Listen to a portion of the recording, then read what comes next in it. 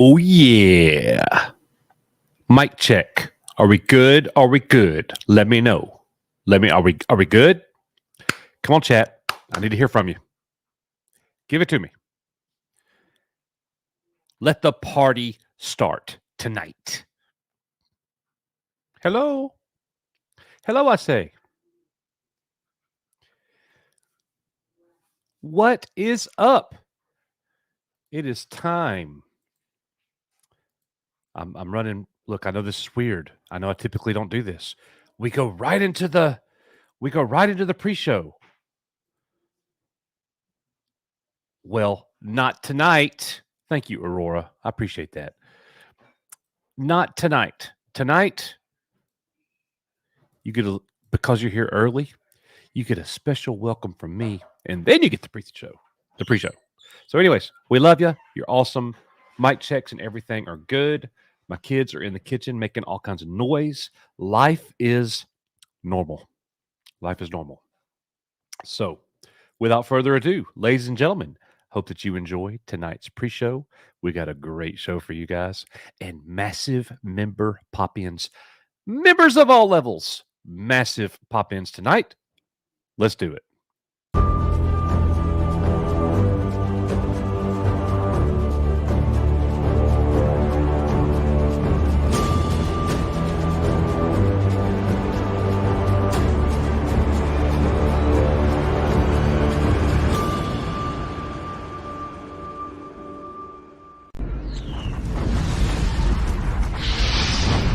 Echo 3 to Echo 7. Honor, buddy.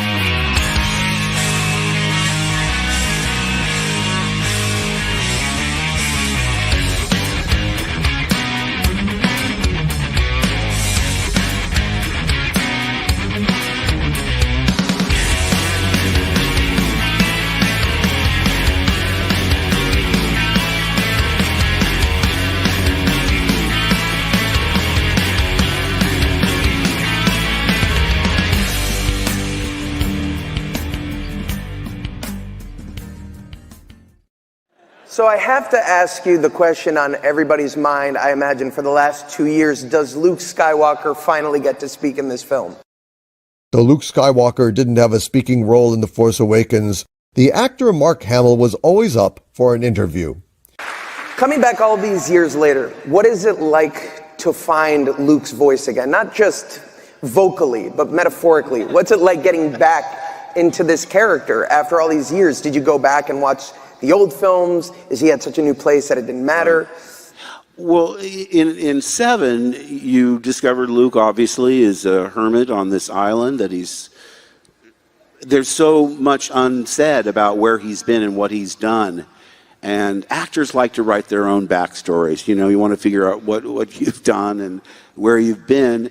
But I realized that wasn't really important to the story of Force Awakens. I still made it up myself. And, you know, I tried to show it to JJ, and he, you know, was accommodating, but basically patted me on the head, gave me a cookie, and made me go away. Because, you know, whatever, make it up. I mean, they allude to things that have happened, and to a certain extent, you know, it's not Luke's story anymore. But I think he's an important part of the overall arc of the saga, and again, there's a lot of mystery about him, even within the film. So you have to fill in your own backstory. I'm sure there'll be comic books and video games and novels that tell the story, but like I say, and I shared with Ryan a lot of my own things. I thought I have to relate to things that are real in my own life to understand where Luke is at this point in his life. I'm just going to break in here and make sure that everybody out there realizes he is so significantly important to this next film. You have no idea. Well, that's good to hear. Based on his comments, Hamill came across as being uncomfortable with the movie. As he did more interviews, it seemed that Mark Hamill was doing more than simply promoting the movie. It was as if he was speaking to the fans, giving them a warning and resulting in more reasons to have concern. What was your initial reaction when you found out you were returning just for one scene? When I read 7, I said, I love everybody's part except mine. And on this one, it was similar in the sense that I said to Ryan, I'm so surprised how you see Luke. These films now are being made by children. What's the biggest difference from when we last saw Luke in the end of Return of the Jedi to when we meet him now in The Last Jedi? Who is this guy? There's been a lot of stuff like the books, video games that have added to Luke's journey. Yeah. He's been looking for these Jedi artifacts and things. How much does that play into your performance? How much are you paying attention to this new canon stuff? You'll see. So we signed on, and you know, like I say, I didn't know it was going to be bought by Disney, because this was summer of 2012. Then they announced that Disney had bought Lucasfilm around Halloween, which would have been October 30th. It was announced, and you know, we didn't know who the director was going to be, and then they announced J.J. Abrams, and it all came out. It was all very, very exciting, and I hope people are happy. It seems like, because in Hollywood, remember, kids, it's not important if it's of high quality, only if it makes money. The Jedi must end. It's time for the Jedi to end. Did your vision and Ryan's vision, did it coincide with the way that Luke ends up in this film that you thought it would all these years later? No. No, not at all. How much of Luke Skywalker did you discuss with Colin Trevorrow? I had discussions with Colin, and I was very excited because we were on the same page in terms of where we wanted to go and how we wanted to see Luke in a way we've never seen him, even in this current version. But I don't know what went on. I don't want to know, because there's no upside to that story. I mean, I like all those people, and I like Kathy, and I like Lawrence Kasdan, and all the people that were involved in that decision. But sometimes ignorance is bliss, and they don't tell me anything.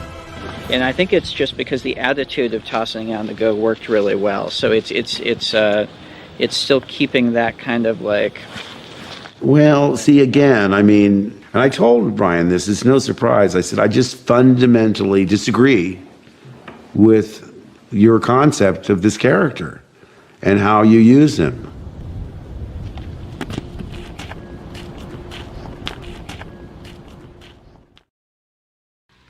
My character always represented hope and optimism, and now here I am, very pessimistic and disillusioned and sort of demoralized.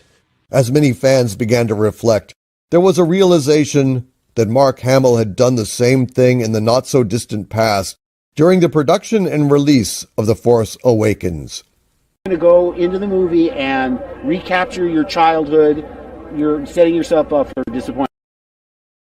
On December 15th, 2017, excited fans were finally able to see Star Wars: The Last Jedi.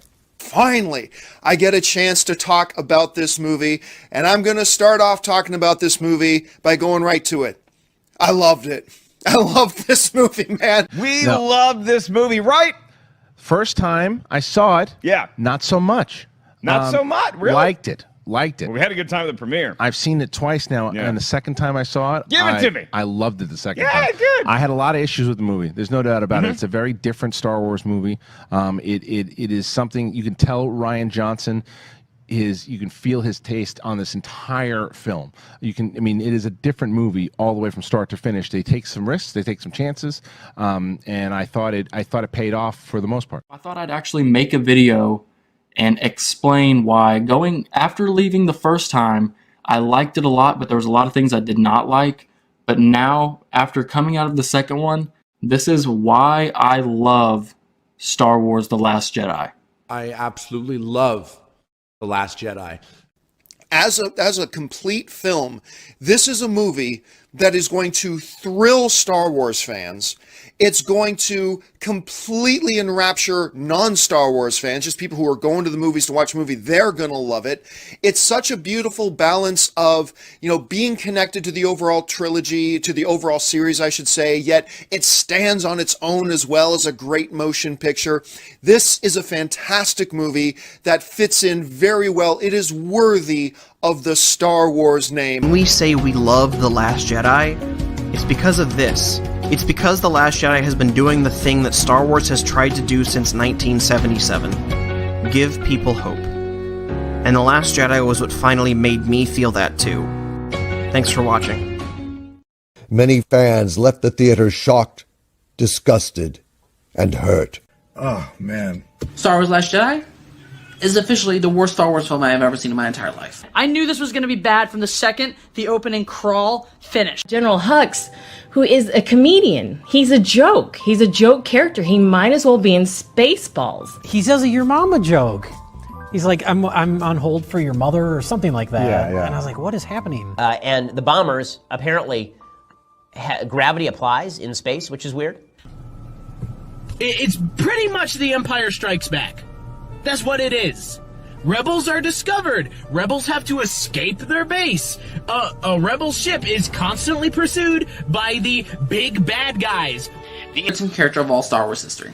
Why is she so powerful? How did she learn how to be a Jedi with no Jedi training? She flies ships, she speaks Wookiee, she speaks droid, she knows how to just instinctively use a lightsaber, and she's super freaking powerful. You just made her, perfect. I mean, she is Superwoman. She is just totally beyond reproach. And then he milks a giant lactating sea moose. Right. Utterly disappointing. Oh, God. That was... Tell. Do you have a plan? She's like, oh, I have a plan. Could you tell us? No. The New Order has been destroying ships left and right. As ships literally run out of gas. We are watching people run out of gas in outer space. Is this a Star Wars movie? They kill off Admiral Akbar off screen. You don't see him. He says one line in the whole movie. That she is going to run a transport vessel through a Star Destroyer using light speed. It's a cool image. Why has no one ever thought of this in the history of Star Wars? Yoda! I don't know how Yoda came out of nowhere, and because Luke didn't set it on fire, he created a lightning bolt that struck a tree. And as a ghost, has the ability to call lightning down from the sky? Rose, terrible character. Like, honestly, the worst character since Jar Jar Binks. You could have taken her out of the movie and it would not have changed the plot, the story, nothing. What else can we talk about? That stupid planet that they went to, the casino planet, where we learned about capitalism and veganism in Star Wars. You want to talk about that part? Finn turns to Rose and he says, "Well, I guess it was worth it." You mean losing the entire galaxy was worth you going there to free a few camel horses that will be recaptured 5 seconds from now? Rose turns to him. She takes a saddle off the camel horse dog, and she goes, "Now it's worth it." What? Rose wasn't going to allow John Boyega's character Finn to fly into the battering ram and save everyone. Rose rams her ship into his ship, which could potentially kill both of them. It wasn't a proper send-off to Luke Skywalker. He was just, it's like he didn't... Well, now we know why Mark Hamill said that he fundamentally disagreed with everything they did with his character. The biggest travesty of this entire movie to me, Luke Skywalker. I remember growing up thinking, what can Luke Skywalker do next? And this isn't what I am.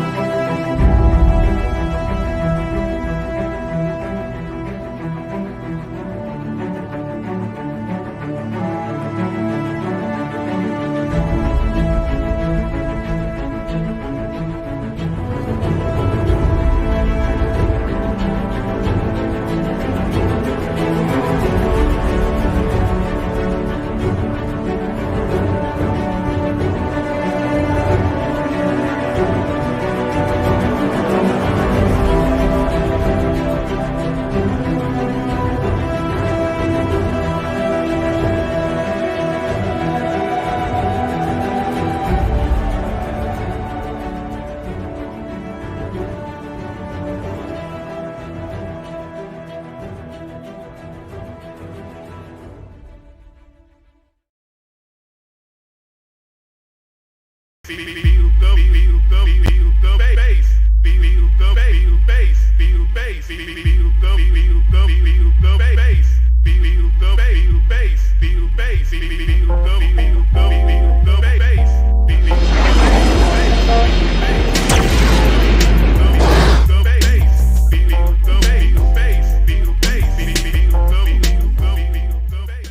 All right, everybody, welcome back to your Echo Base Network, our Saturday night show that we call EBN Live. Thank you so much for being here. All of our members, all of our subscribers, and any and all first-time guests. We appreciate you being here as well. And let's not forget our patrons.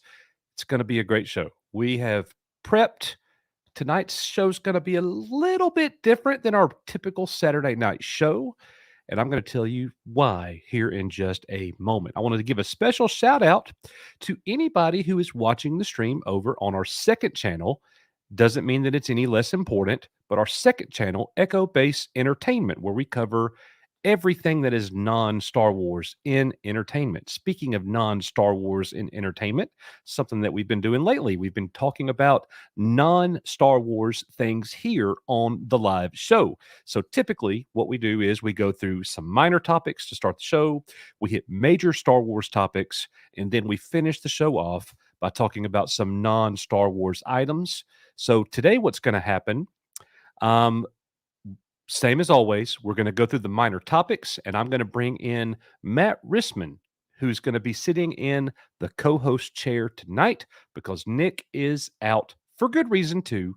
I don't want to get into it, but Nick called and let me know several hours ago that he was not going to be able to make it tonight. Everything's fine. No, he's helping a friend tonight, a mutual friend of ours. Well, I mean, I'll just tell you guys, a mutual friend of ours, his father had a medical emergency, and that friend is staying with Nick, and Nick's keeping him busy and taking care of him and helping him along through this process. So, Nick, good job for you, and thank you for doing that, and thoughts and prayers to our friend and his father. So, just want to throw that out there and let you guys know why Nick is not here, but he sends you his best, and he wants us to have a great show regardless of what is going on. So Matt Rissman is here, and he will be sitting in Nick's spot. So we're going to hit the minor topics. Once we finish the minor topics, and you guys know it never takes very long, we're going to go right into our major topics of the night. They are going to include Dave Filoni in his Star Wars movie, Ahsoka, and a little bit about Luke Skywalker. Oh yeah, that made you raise your antenna, didn't it? We're going to talk a little bit about Luke Skywalker, and our non-Star Wars entertainment that we're going to talk about tonight is all things Indy 5. I got some big things that I want to say that I've not said yet on a video or on a live stream. And to help us, you guys, many of you have been with us on our Thursday night chill streams, and we've had an amazing panel the past 2 weeks. An amazing panel of 5. It's been myself and Nick as normal with Rissman, with Nikki, and X-Wing. Well, Nikki, and X-Wing will return tonight for our main topics because we really wanted to talk about Thrawn on Thursday, but the show was already winding down. So I said, hey, let's just push this thing to Saturday night, and we will do it there. So you will be seeing Nikki, and X-Wing here in a few moments as well. And we're really excited about that. And something else that we're excited about, probably the biggest excitement of the night, is we're doing something special. One of our member perks is what we call pop-ins.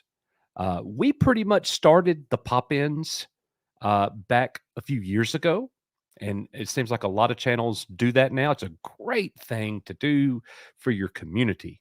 Well, one of the perks for our Grandmasters and Jedi Masters, our top 2 tiers of membership, is pop-ins. They get to come in the show when we have pop-ins. We don't have them every week, but we're going to have them tonight. But tonight, we're opening up that gate, and we're going to allow members of any level to join us here on pop-ins, so you could tell us what you think about Dave Filoni, his Star Wars movie, and Indy 5. Anything that we're talking about here tonight on the show. And also, obviously, Rissman put in the notes that there will be lots of black pilling tonight. So be aware of that. That's going to happen some.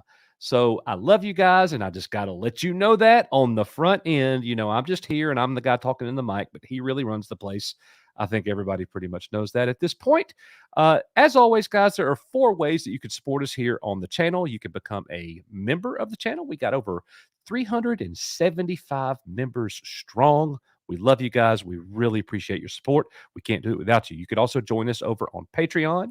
We did 8 different videos this week, and we will continue that next week. As a matter of fact, I will be uploading a watch-along of the movie Air that just came out on Amazon Prime, and I will be uploading the first 4 episodes of the incredible science fiction show on Apple TV, Silo. So you will be able to watch that with me as well. And we'll be getting out some Star Wars goodies and things too.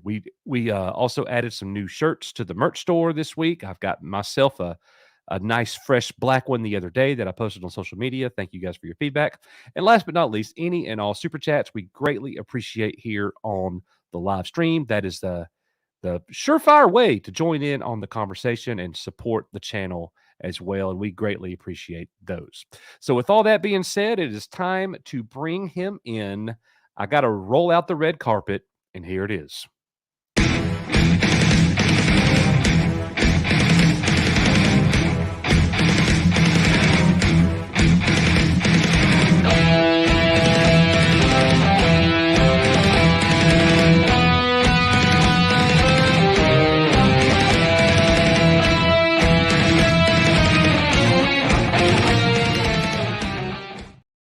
All right, let's do this. How you doing, my friend? I'm good. I hear that the Imperial March, and I was like, is it that refreshing? I think so. I think it is very refreshing. It's very refreshing. Very Listen, this chat is popping tonight. My gracious sakes, we have almost 300 people here. Great to see everyone. I hope I'm here. I hope I'm not going to put you to sleep.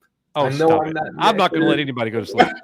So I just finished up a nice cup of coffee, and I'm ready to go. Let's do it, brother. Let's do it. Yeah, and we're like I told you, everybody here, we're going to get through the minor topics, and we're gonna bring in our co-host tonight, co-host X-Wing and Nikki. Go ahead and join us here in a few minutes, and we will pop you in at the right time. And I'm really excited about continuing this conversation. I think we've got it so with so many people in our community, but we've just got something that's you sit back, you talk, you listen, we laugh, lots of jabs, lots of good points. Like it's good. It's a really good panel, and I can't say that about a lot of panels. I sure hope so, because we have such a great time together. Great folks in the community, on the panel. Highlight of my week, always. Yeah, awesome. Well, we got some super chats before we get into the minor topics of the night. Michael Maloney sends in a $2 super chat. He says his plan all along, and we're talking Dave Filoni there. Michael is referring to the title of the stream, Filoni's Star Wars Takeover. And he says his plan all along with a question mark. And I would think, yeah, I think Dave Filoni is ambitious enough to want to take over Star Wars one day. So, yeah, we'll see. And we'll talk about that very thing here. Michael, thank you so much for that super chat, man. We greatly appreciate it. Felix Kiros with a $5 super chat. The ICCC icon is in a week. I'm very excited to meet the EBN members again. I will be doing lightsaber demos at the ICCC in Tennessee. We are, you are, EBN. So let me give everybody an icon update. Nick is absolutely 100% going to be there unless his car catches on fire or something horrible happens on the way, which knowing Nick, that very well could happen. A grizzly bear could steal his car while he was at the gas station. I mean, just anything could happen when it comes to Nick. I am still working on my situation, and I'm going to see if I could be there with you guys from the early morning all day Saturday and leave late Saturday night to drive back home. That's what I'm going to see if I can do. I cannot guarantee it at this point. If that happens, the show will go on. We will have a live stream here no worries. Whether Coach and Nick are here or not, we have not missed a Saturday night in forever, and we don't plan on it anytime soon. So thank you, Felix. I hope I can go and hang out with you. Go ahead, man. And Coach, just to break in, if we can work it out, no pressure, between you and or Nick, I'm sure we have some of our regular attendees who've never been to a con. So if we can kind of work it out for next week, where one of y'all takes us on the convention floor, on the live stream, and just shows folks kind of what it's all about, I think that might be appreciated. So let's think about it if we can work it out. So the problem with conventions is you got thousands of people and they're all using their data and the cell phone towers and all that. If it can be done, it will be. So I can definitely tell you that. So thank you, Felix, for that super chat, my friend. Rogue Sarge sends in a big $20 super chat. Holy crap. Looking forward to tonight's show. He always starts us off in an incredible way. And I got to play this for that big $20 super chat. We really appreciate it, my friend. Bobby, I know you'll like this one. Oh, yeah.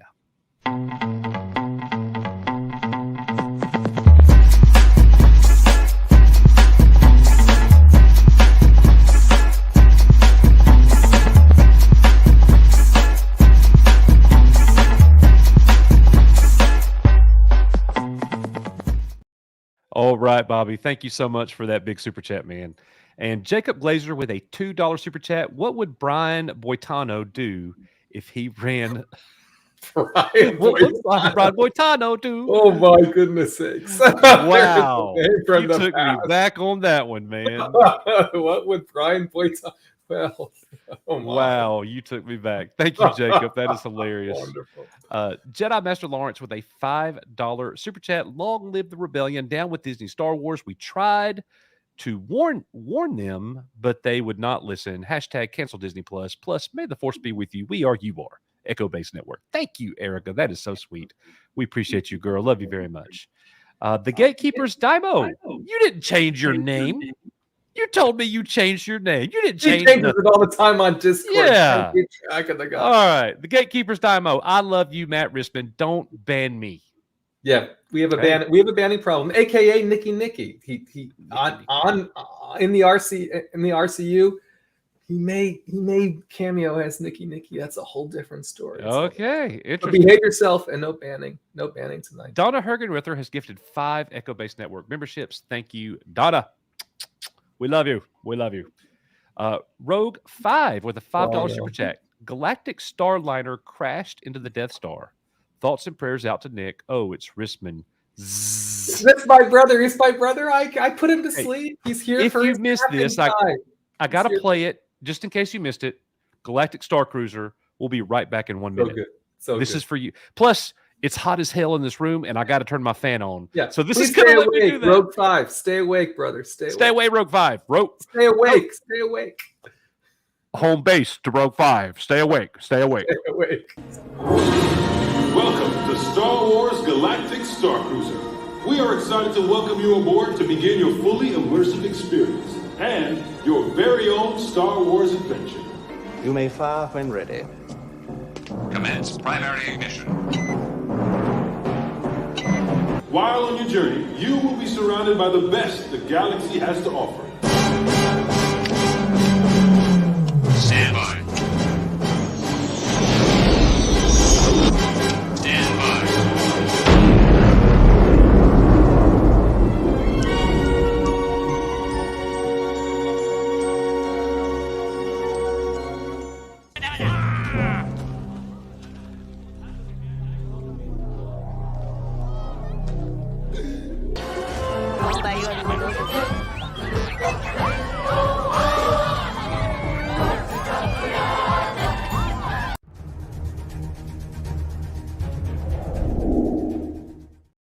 No, everybody doesn't agree that the Galactic Star Cruiser going down is a great thing. I respect it. I'm with you. It's a good thing for me. Like, I'm glad. Maybe it'll be a wake-up call for Star Wars, but that's just my personal opinion. So the interesting thing about this is, Coach, I think from a Star Wars perspective, it wasn't It wasn't what we would have loved to see them do. But from a Disney Imagineering, immersive, from a parks perspective, it's one of the best things they've done in regards to immersion in a long time. And it's just a shame that this was where they took that effort. So we'll see what happens afterwards, but didn't work. Didn't work. I see Jonas Campbell put in a member chat, rest in pieces. You put rest in pieces. I'm just laughing about rest in pieces. Rest in pieces. Yep. Yeah, Where did you see that first? You. Me. You. Yeah. Always me. you, brother. Always you. All right. Snail's World. Well, hang before I do that, Rogue 5, that was his very first super chat on the channel. So thank Wonderful. you, Rogue 5. You were And amazing, please don't fall asleep. Stay with us. Don't fall asleep. Stay with us. It'll be good. It'll be good. All right. Snail's World with a $5 super chat. I haven't liked Filoni since he didn't kill Ahsoka during Order 66 like George Lucas wanted. Yeah. I don't know if we'll ever see Ahsoka die. I think we'll see her die at some point, just not soon. Maybe not in our lifetime. Oh, you think not? Maybe not. Oh, that's a hot take. And I know, That's a hot take. hey, we sure as heck ain't going to see Grogu die. Ever. Oh. He will be around. I think we'll see Ahsoka die before Grogu. I agree. Mhm. I agree. What do you guys think? Let us know. So thank you, Snail's World, for that $5 super chat. Mars Needs Max is our newest member. Wonderful. That is freaking Good to awesome. see you. Thank you, Mars Needs Max. That's not a gifted membership. That is, I clicked the join button and I joined. I'm here. So Mars Needs Max, thank you so much for that. They're wonderful. I know them. Thank you for being here. Awesome. Appreciate it. Awesome. Appreciate it. Debbie Young with a $1.99. Prayers, hugs, and kisses to Mr. Glenn. It's not Nick's dad. It's our friend's dad. Yeah. But the sentiment, definitely. We got it. Thank you very much, Debbie.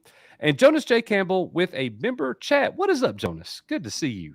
Rest in peace, Halcyon. You were a horrible idea. Rest in pieces. That's why I said it. Rest in pieces. So good. Yep, That was good. Yep.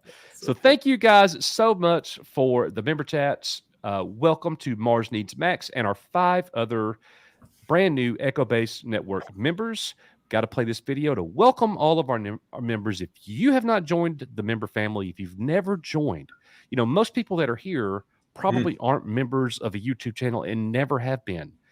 If you consider it, we'd be honored. We'd be honored with your presence. And we'll talk about the Patreon later because either one's a great option. Absolutely. Here we go. Coach and Nick from Echo Base Network. Thank you so much for being here with us tonight at Echo Base TV, where community happens.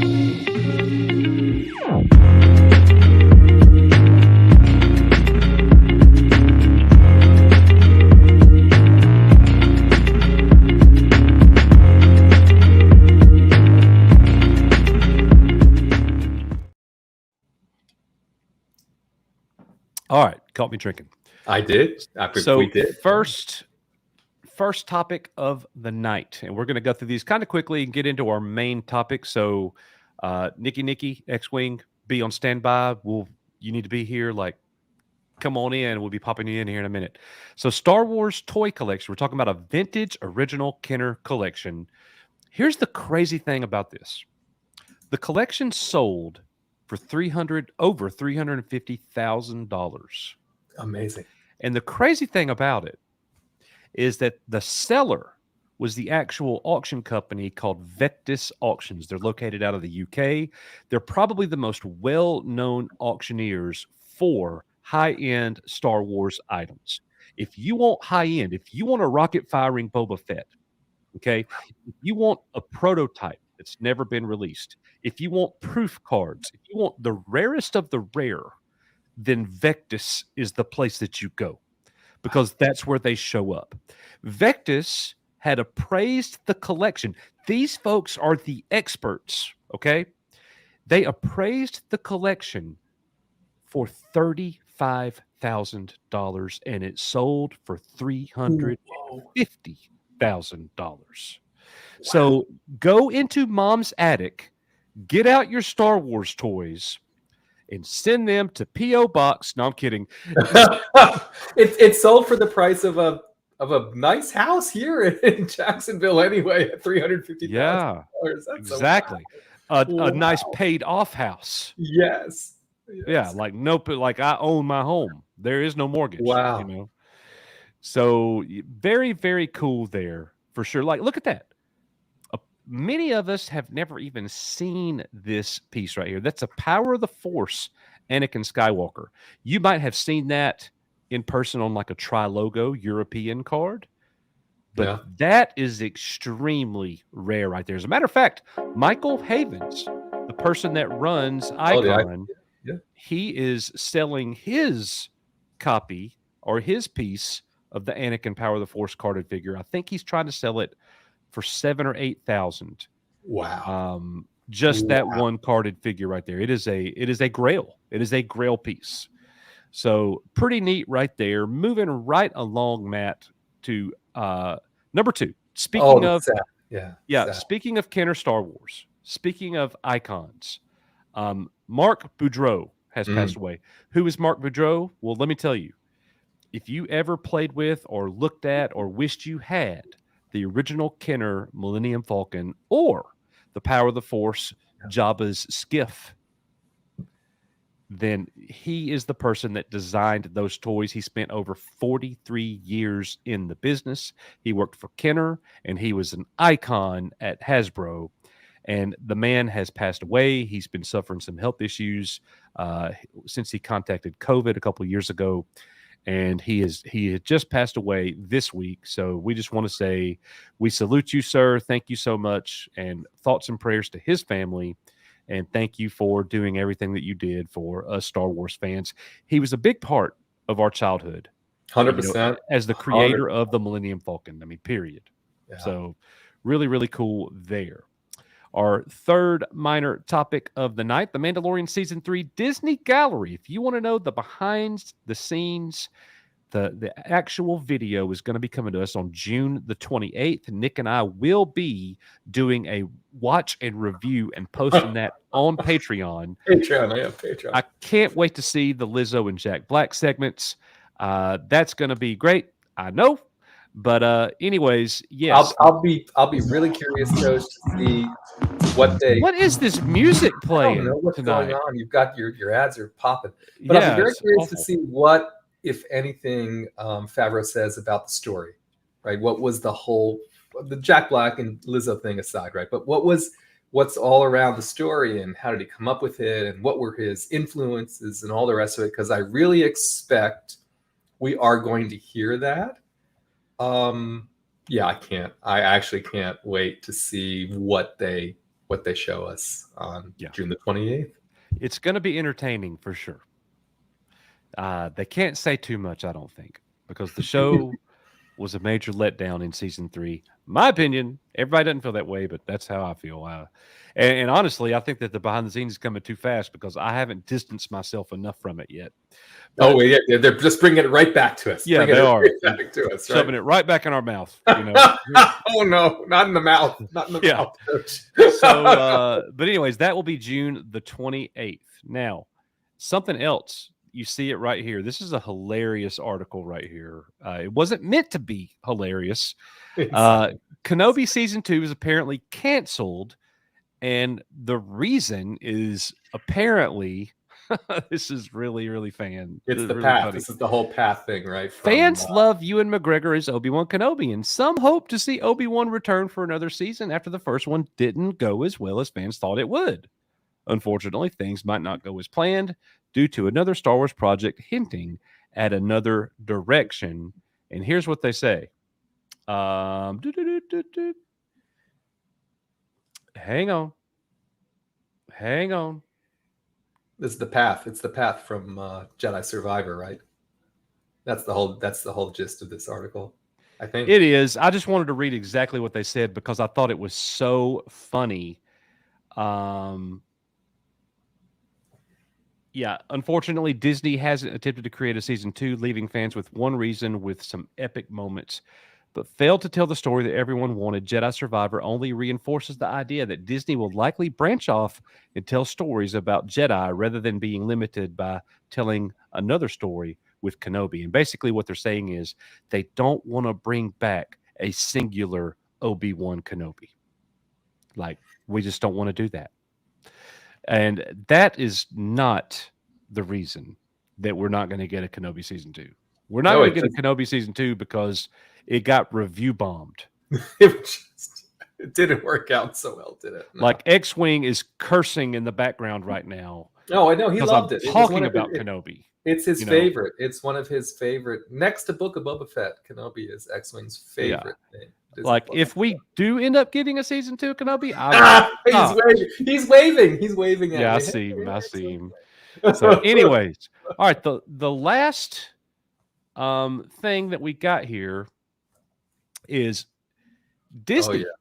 They have removed dozens of series from not only Disney Plus but also from Hulu, including Willow and many, many other things. Nothing in Star Wars has been touched yet. The day's coming where Star Wars things are going to be taken off as well. It will happen. So? What do you think they'll take off? What do you think? If you had to guess, if you had to bet, put some money on what they're going to take off. What do you think they'll remove? Ewoks.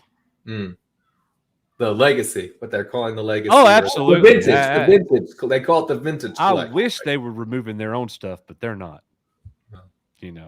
But anyways, that's just a big update for you guys. Streaming services are taking a major hit right now. And but I'll tell you one thing. The streaming services are taking a major hit right now, but this summer we got blockbusters lined up. The theater, everybody. See what I did there? The theater. I saw it. It's going to be popping, and I can't wait for that. And on that point, Coach, one thing to add: while they're taking things off of Disney Plus, right here, May 31st, they're adding 5 things, 5 very specific things to Disney Plus. Well, the only 3 Indiana Jones movies that existed, and the Crystal Skull, but also, of all things, the Young Indiana Jones Chronicles, the series that they did that a lot of people never have seen. It's also coming onto Disney Plus the end of the month. So there's a few things to look forward to. Right. So you got your ticket for something on June the 4th, I believe. Raiders of the Lost Ark. I'll be seeing it on the big screen. Just in case you guys didn't know, Raiders of the Lost Ark is coming to very select theaters on June the 4th, and I believe June the 9th. Correct. Okay. So it's not June the 4th through the 9th. It's just those 2 days. So if you want to see it, you need to go see it. I plan on seeing it with Nick if I can. But I do check out Fathom. Check out Fathom. I always want to call it Phantom, but it's not. FathomEvents.com, and you'll find your opportunity for the tickets. And they're okay. I'm just telling you all, they're premium price tickets. So you're going to pay $13 to $16 a ticket to see Raiders on the big screen on the 4th or the 9th, and they're going to be in Cinemarks and AMC's. That what Fathom does, if you all have never seen a Fathom event, they just take a screen or 2 out of the theaters that they partner with, and they sort of resell. They block it out and they resell what they're going to show. So if you want to, go and see it the 4th or the 9th. Yeah. Has there been a new poster? Not that I've seen. Gotta be. There's got to be a new poster. Yeah. So I'll be looking for that. All right, ladies and gentlemen. I'm working on it. I'm working on it. Actually, this is a Raiders. It's a Raiders set. I'm working on it. I see that. So we got 3 super chats to hit and a new member as well. CS sends in a $10 super chat. He says, "Sup, bros? It looks like the Indy movie is going to flop hard, and the Mangold Star Wars movie was the only one that looked good. Will they let Mangold still do his Star Wars movie if Indy fails?" The popular answer is no. Yeah. The popular answer is no. And I'll tell you what, the crazy thing about that, CS, is that of all the Star Wars movie projects that have been announced, the Mangold one is the only one that actually interests me. Yeah. That's not quite true. I'm interested in what Filoni does, but I have hope that Mangold's movie, it's so far in the past that you could do things like we could see some awesome stuff, with the creation, the dawn of the Jedi Order. I think that could be really fascinating. So I hope, I don't, dude. I know, Coach. I know. It's such a hard look. We're going to talk all things Indy 5 here tonight. I promise you, we're going to get there. CS, thank you so much for that $10 super chat. Greatly appreciate that. But in short, to answer your question, yeah, if Indy 5 is a massive failure, the Mangold movie probably won't happen. Now, the movie will probably happen, but it won't be led by Mangold. Does that make sense? It'll be, It does, but I don't know. Mangold, we'll see. We'll see. Yep. So thank you for sending that in, CS. Venger with a $5 super chat. I hear SAG. SAG's authorized a strike. They haven't called for a strike, but they've authorized their opportunity to strike. So does this mean the Writers Guild Association? Writers Guild. That's not right. Writers Guild. The Writers Guild. Yeah. With the WGA strike, some productions are going to take even. Absolutely. Absolutely. Things are being halted basically on a daily basis now.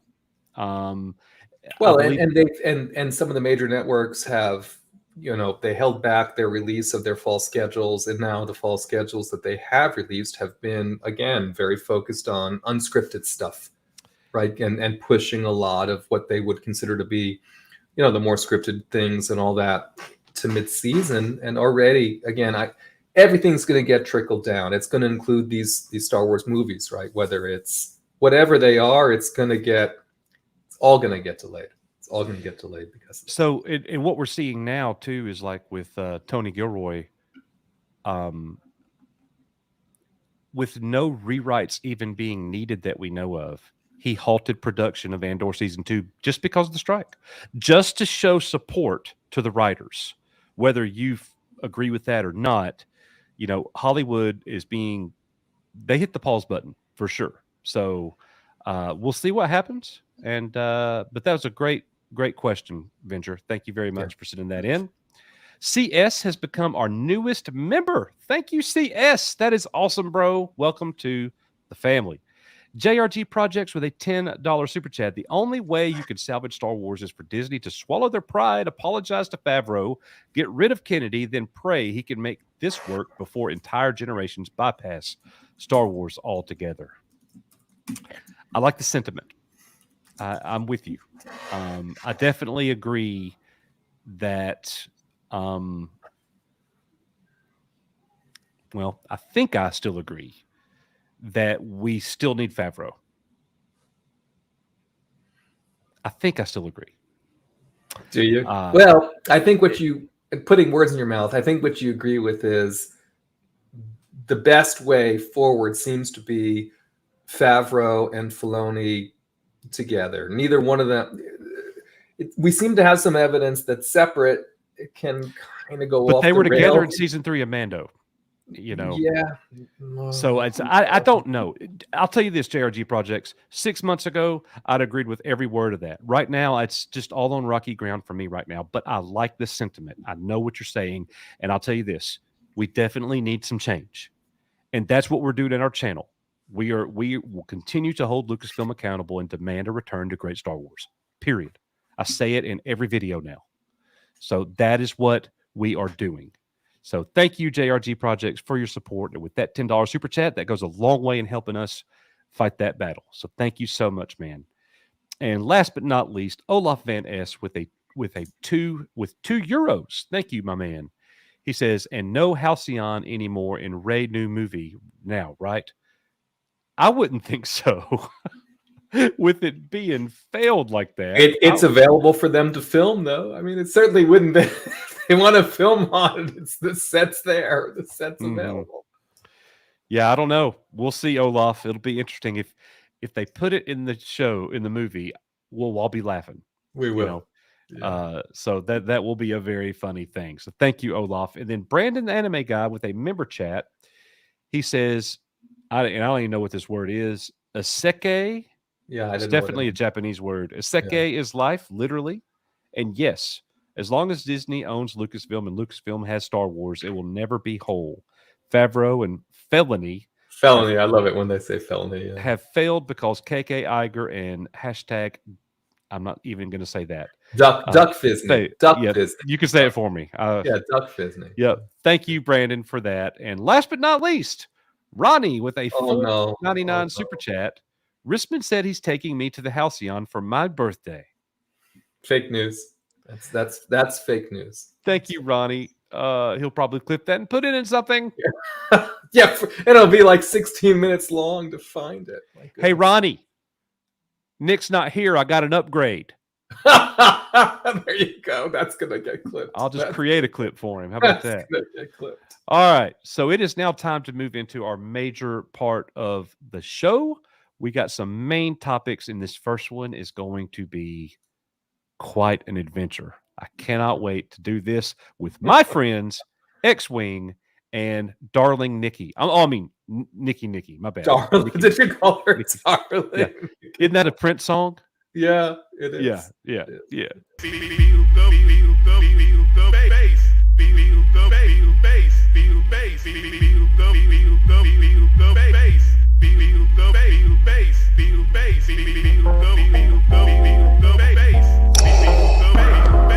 You have failed me for the last time.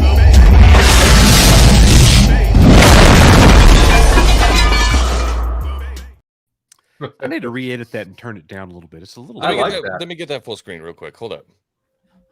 Full screen. What? I got something special for you. Oh no! You ready? Well, is he taking over already? He has already taken over the channel.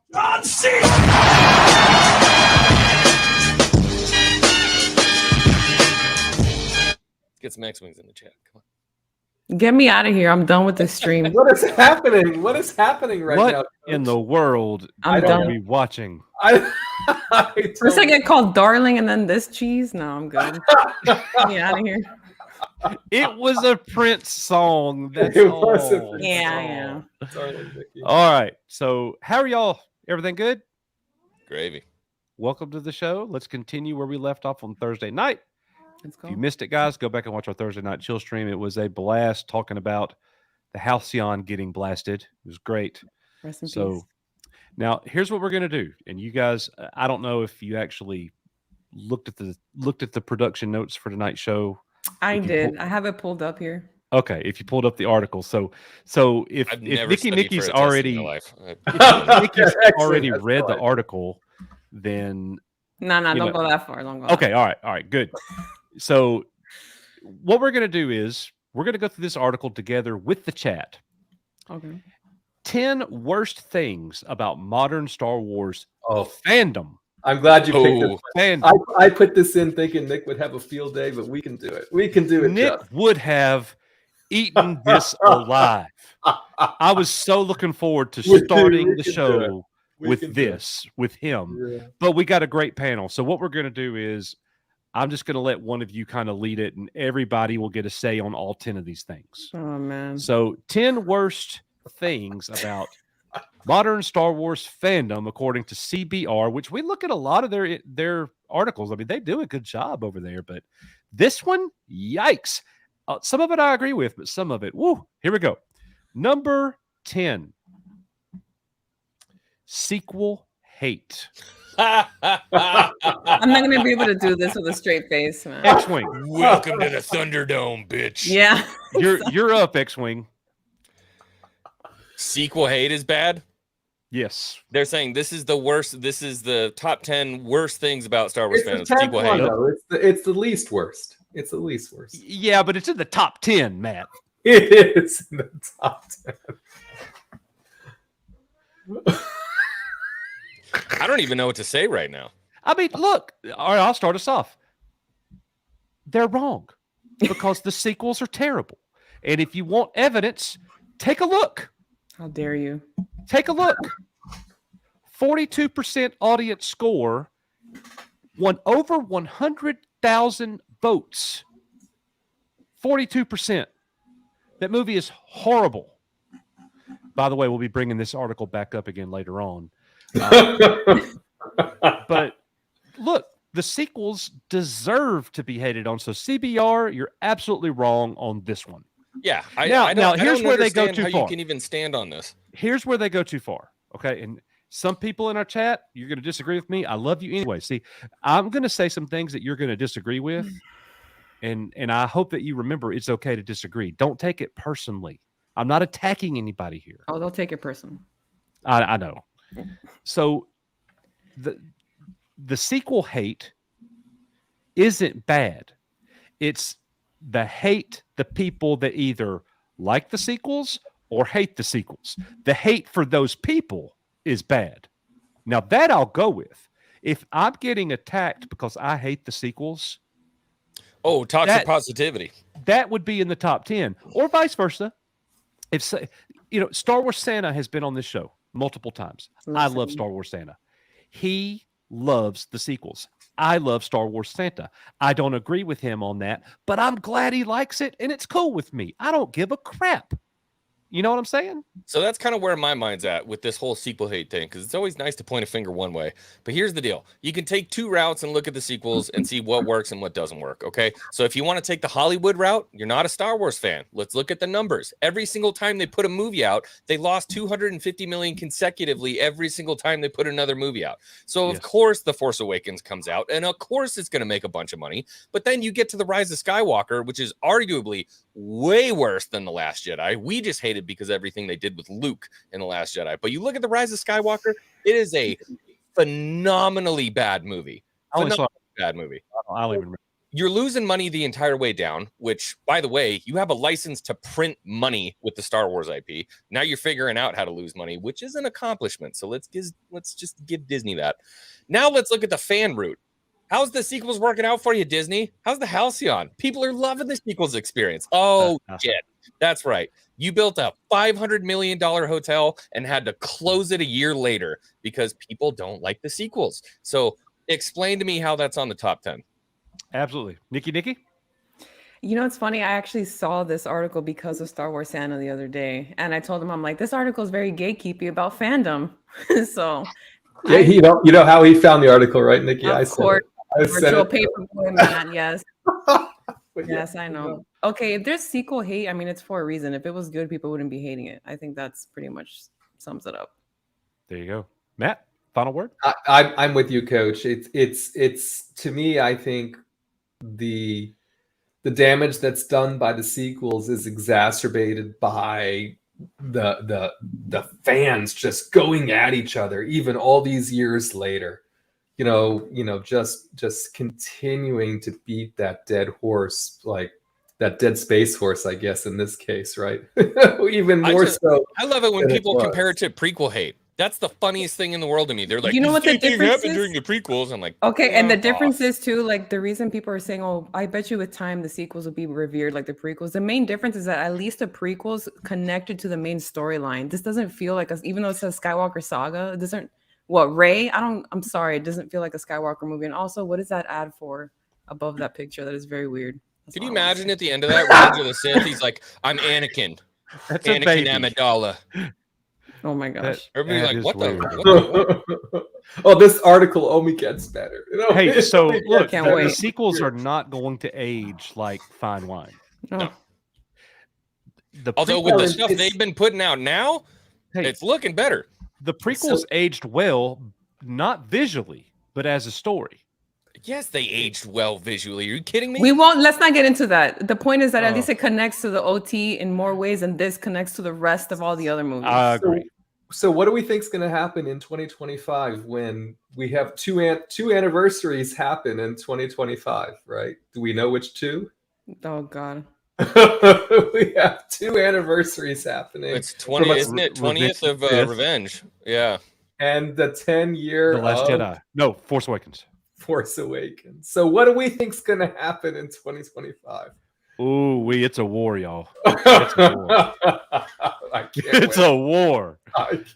Oh wow, 2025 is coming. Cannot wait. And then if we actually get the Rey movie, and that's like the trifecta, we have two anniversaries. I'm trying not to curse on here. I'm trying to be PG. And the Rey movie We all appreciate in that. 2025. What? All right, let's You continue. asked me to talk about the sequels and then asked me not to cuss. I don't know. Number what you want 9, here. campaigning against Kathleen Kennedy. I love this article. I love it. Either one of you. No, she's been a super successful studio head. I agree. Number 9, totally there. She's great. She's done a bang up job, guys. I'm gonna bring up a hot take because I'm gonna agree with Campy on something he said about Kennedy.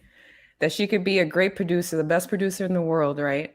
That does not equate to being a studio head whatsoever. And all you have to do is look at the list of all the directors that she hired and fired. I think that speaks for itself. There's always two sides to this argument. Oh, they just want her fired because she's a woman. Oh, they don't want her fired because she's a woman. I think she knows where the bodies are buried, like people have said. And she's just old. She's going to get out eventually. But if people are campaigning against her, it's for a reason. Once again, it ties into the sequel hate. If it was good, people wouldn't be complaining. Absolutely. Yeah. I love how you brought up Campia there, Nikki, because I was listening to his live show when he talked about her as well. Mm-hmm. And Campia said he gave her flowers. He said she is in the Producer Hall of Fame. She's one of the greatest producers Hollywood has ever seen, but she is a failed head of a corporation. Yeah, it has been a total failure. Not a good studio head. Yep. And she doesn't even try to be in touch with the fandom either. She's so out of touch. It's like, what did she say? Solo was the reason they lost money because of the recast. Yeah. Shut the heck up, you stupid! Like, how does that even make any sense? Get out of here. Well, you know Well, what? I know R&B is a big fan of KK also because of all of her resume, right? Her past resume.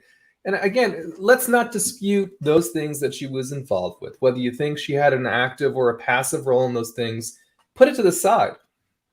As a studio head, it hadn't been her finest hour. I don't know how anyone could, yes, she did enable, Favreau to come aboard and Filoni to do things. Okay, I'm not trying to diminish some things that have happened since she's been the studio head, but it has not been great. It hasn't been. Fail after fail. And then people want to say, but what about the good things under her umbrella? What, Clone Wars season 7? Okay. What else? Mando season 1 and 2? Okay. But what about everything else? Are you forgetting that? All the hires and fires? That is more telling to me. 8 projects that got either shelved or canned under her. A rotating door of directors in and out of this Lucasfilm is not in a good place. Well, but X-Wing, remember, the most of those were never officially announced. Well, that's right. She can't really take credit for, you know what I mean? It's all she said that in the interview. I think she was like, you know what, Patty Jenkins' movie is like, it's not gone. We're just not talking about it. Yeah, just like the Lando series. It's still going to happen. What was that event that she was standing on some dumb stage announcing all these freaking projects? That was the Star Wars celebration. The investors call. That was the investors meeting. Yeah. 2020. And everybody was so hyped up. I remember I was kind of excited too. I was like, no, that was 2021. Yeah. Yeah, because Gino wasn't gone yet. Yeah. X-Wing, I think you live streamed it, right? It's been recent enough. I did, yeah. We covered it in a video like a month ago. Like we looked back at it. What a failure. That was made to look like such a success that night. If you look at everything that Star Wars put out there, and so little of it happened. But back to a point that you guys were talking about, Nikki actually mentioned it without saying these words specifically. One of my mentors in the coaching profession, when I coached basketball, he's older than me. I really looked up to him. When he decided to get out and have a career change, I asked him, why? Well, you're the best coach I know. Why did you get out? And he said, the negatives by far outweigh the positives. That's where Star Wars has been since Kathleen Kennedy has taken over. There have been some positives. You guys are right. But the negatives by far outweigh it. So I think we're ready to move on to number 8 here. We need a year of team rebuilding. You know how NFL teams, when they're like, look, we're going to take some L's this season, but we're going to rebuild. That's where they need to be. Yeah. Before we do the Andor one, you want to clear this. I don't want to get more feedback about us not clearing the super chats. You want to clear the super chats that have stacked up, or you want to keep going? Let's do it. So Graph Webb with a $2 super chat, the most consistent man on YouTube. Hashtag cancel Disney Plus. Thank you, Graph Webb. We appreciate it very much. And yes, that was Batman music, Graph Webb. Yes, I saw your comment in the pre-show. Thank you, bro. The Gatekeeper's Dymo with $1.99. Love X-Wing and Nikki. Hope the feeling is mutual. It's not. He's looking for. Yeah, I How know. can He you love doesn't want to get. yourself? Just love doesn't wanna Anybody get who's banned. looking for it, by the way, the song is called Deshi Basara from the Batman. All right. Thank you, Gatekeepers Dymo. We appreciate it, bro. Channel Star Fox. Star Fox, he's here, my brother. Channel Star Fox. Do you think that the Duel of the Fates version of Episode 9 have saved the trilogy, or if it would have saved the trilogy, even partially? It sounded better on paper, at least to me personally. I will say absolutely not. Would the last movie been better? Sure. But you couldn't save anything after The Last Jedi. I have a It hot was take about unsavable. this. Let's go. I've kind of a hot take. Before anybody gets at me, I still don't think it would have made the sequels great. Like, there's no making that great. But I think one of the biggest reasons why Rise of Skywalker gets more hate than Last Jedi is that two different movies. Like, at least with this one, it follows through with the crap that Rian Johnson set up. You know, like it keeps Kylo as a supreme leader. There's no Palpatine. Leia's more useful. Like, at least it would have more of a connected thread than these two separate weird movies, in my opinion. It's not the perfect script. Like I said, it's not like it's going to make it amazing, but I think it would have been a little bit better in that sense. Anything's going to be better than The Rise of Skywalker, but I mean, at least acknowledging the existence of the rest of Star Wars in that script is a big plus for me. That's great. That's great. Anybody else? Ready for that next one.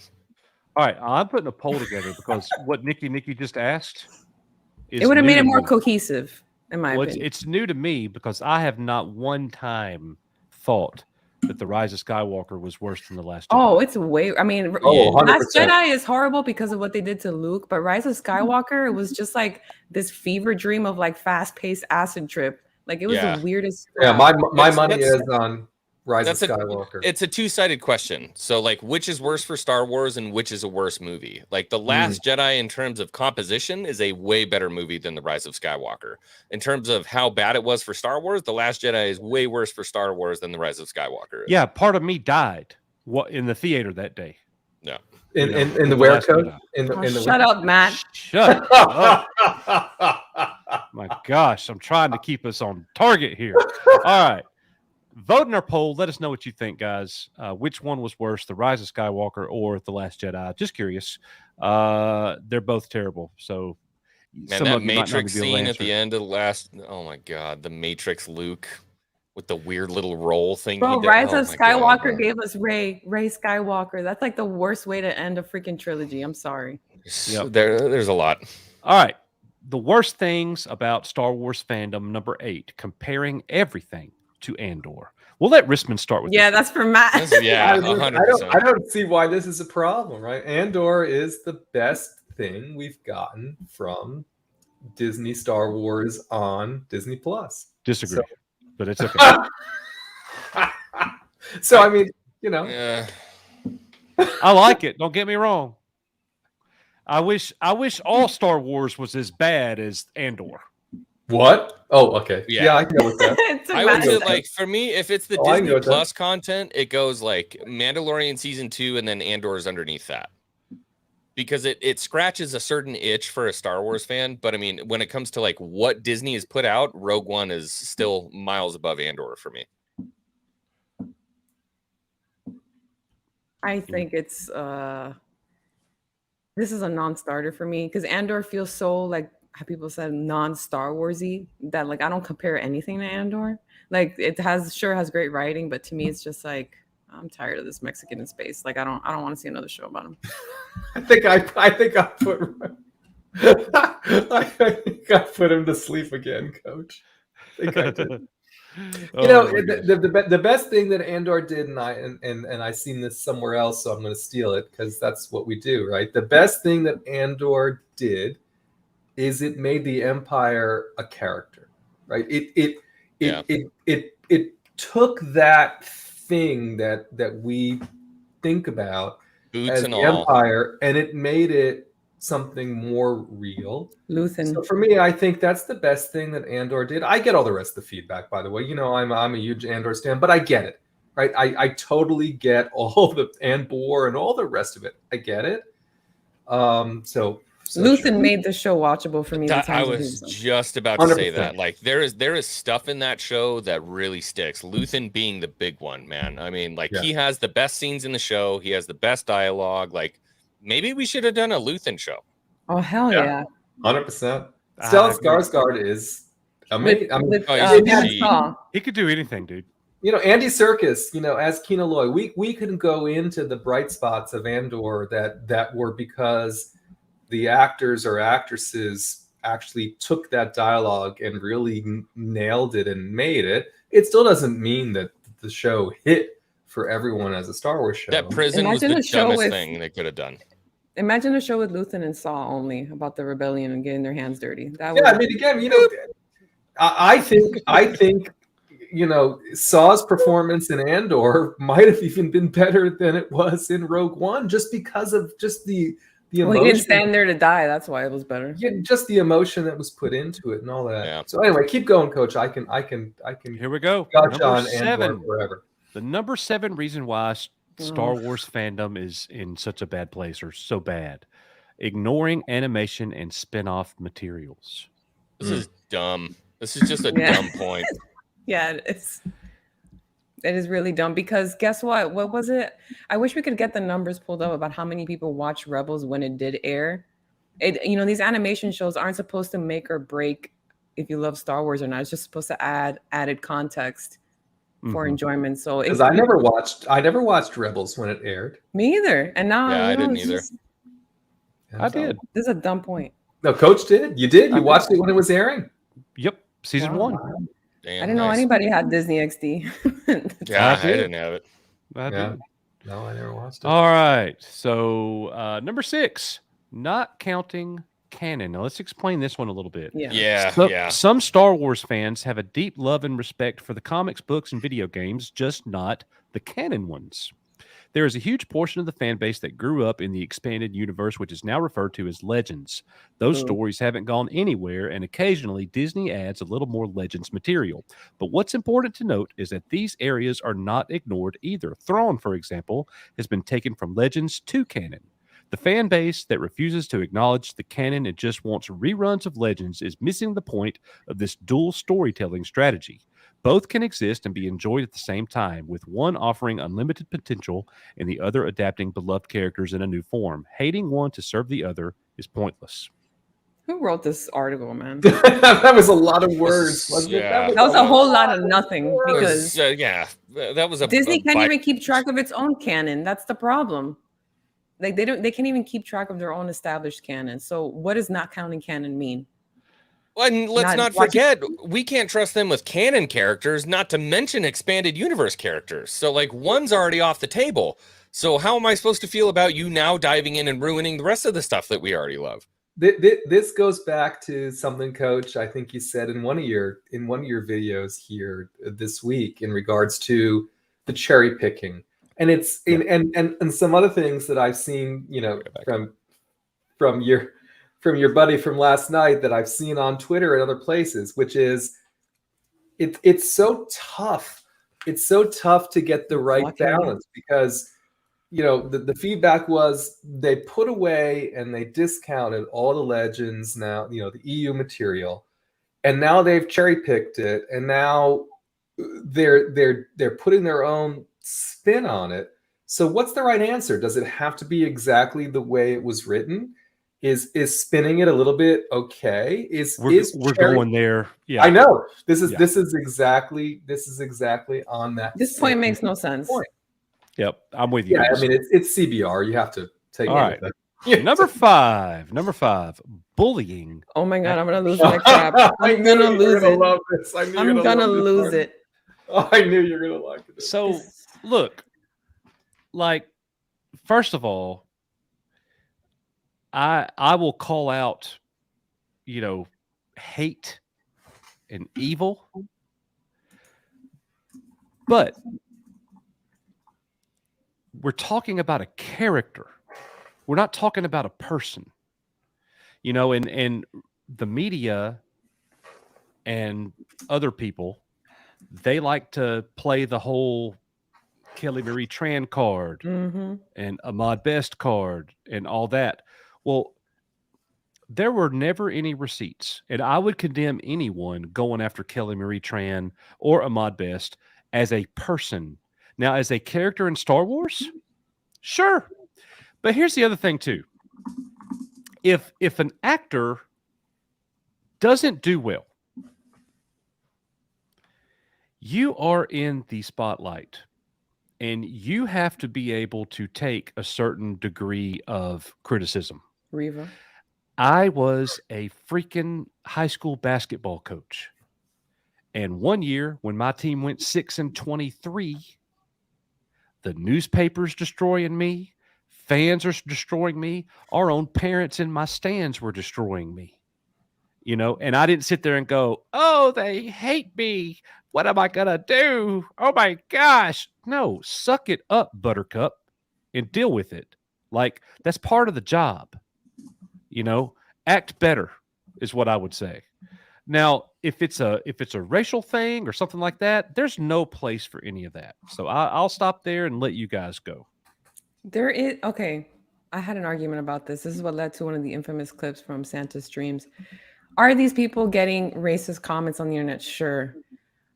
The percentage of them actually being racist, I doubt it, because the real racists aren't spending time trolling online about Star Wars, number one. It's just stupid trolls doing that stuff. And Ahmed Best has said it before. It was the media that was bullying him or for his performance or whatever the hell. And all of our hate, as far as I'm concerned, was always towards, like, I mean, not me, because I never hated Jar Jar, but the hate was for Jar Jar. The hate was for Kelly Marie Tran's character, but they make it personal on purpose to have an excuse to be like, this is exactly why you don't like our characters, because you're bigots and you're racist. And I'm so sick of this, like, I don't know if to even call it a virtue signal anymore. It's such a tired excuse. It's about as tired as saying you're racist. Oh, you're bullying an actor. No, we're not. If we don't like something, you want us to lie to you? Exactly. This gets me heated. It's okay not to like something and say you don't like it. If the story surrounding the characters was better, it's a deflection. For me, I think it's a deflection, right? When it gets deflected onto, you know, bullying and all the rest of it. And again, I don't want to diminish the fact that these folks did receive some amount of nastiness in various ways, whether it was real or not. It still did happen, but the underlying problem isn't their acting. It's that the stories that it was their character part of the story sucked, right? And so on Nikki's point, if you provide feedback that says, I didn't really like Reva's character in Kenobi, then all of a sudden you get called a whole bunch of names because that's the way it goes in 2023. It has nothing to do with the portrayal or the actress. It has to do with the fact that in the story it didn't work for me. I don't know what else to say.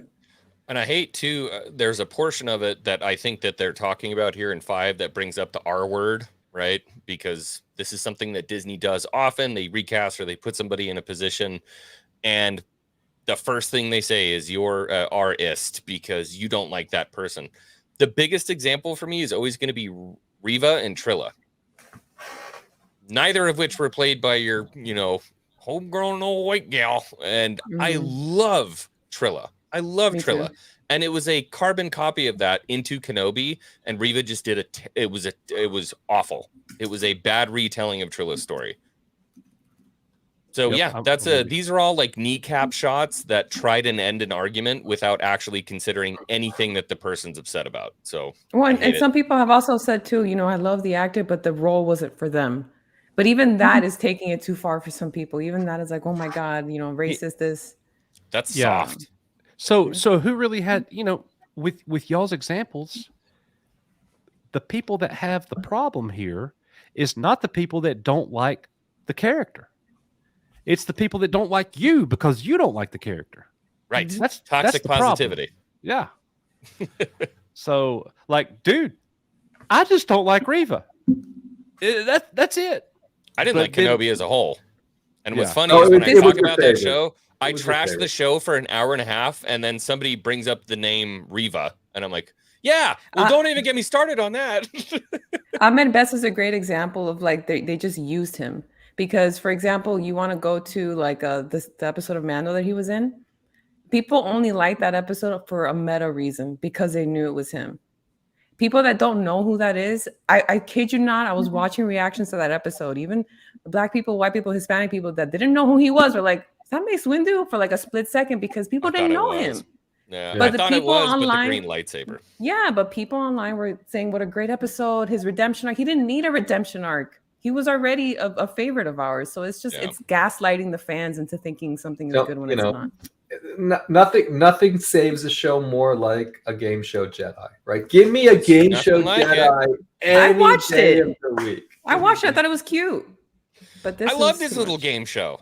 Yeah, me too. But like bringing it into like that's who saved Grogu. Do you remember the hours of speculation about who would save Grogu from the temple when we were still excited about this stuff? Hey, Favreau and Filoni says he might be coming back.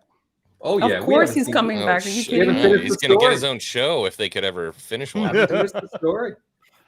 Okay. Look, Bullying, Ronnie actually. sends in a $4.99 super chat. Let's clear our super chats as we continue. I love X-Wing and Nikki more than Daimo. That's not saying much. I'm pretty sick of that profile picture too, Ronnie. It's time to retire, Barney. Time to retire, Ronnie. Thank you, Ronnie. Hargrave with a $2 super chat. Did you hear KK say we need good writing? I did. I did. I saw that on the Twitter. hubris. Yeah. She's about like 5 years too late on that Yeah. idea. Glad you I finally did. found it out. Thank you, Hargrave. Somebody did tag me on that. When And did Mexican- Mexican Iron Man sneak in? I totally missed. I don't know. I saw Mike in here He somewhere. sends in a $4.99 super chat. Mexican Iron Man says, "Okay, I'm confused. So is it Moff Rissman that I want to fire, or the character he plays on EBN, which is Darth Disney Simpus? Please clarify." I must have said something he agreed with tonight. Is why he had to put that super chat in. That must be the reason why. Yeah. None of the above, Mike. The answer is none of the above. You don't want to fire Oh, any boy. version of me. None whatsoever. I don't know what's up with these ads. Sorry.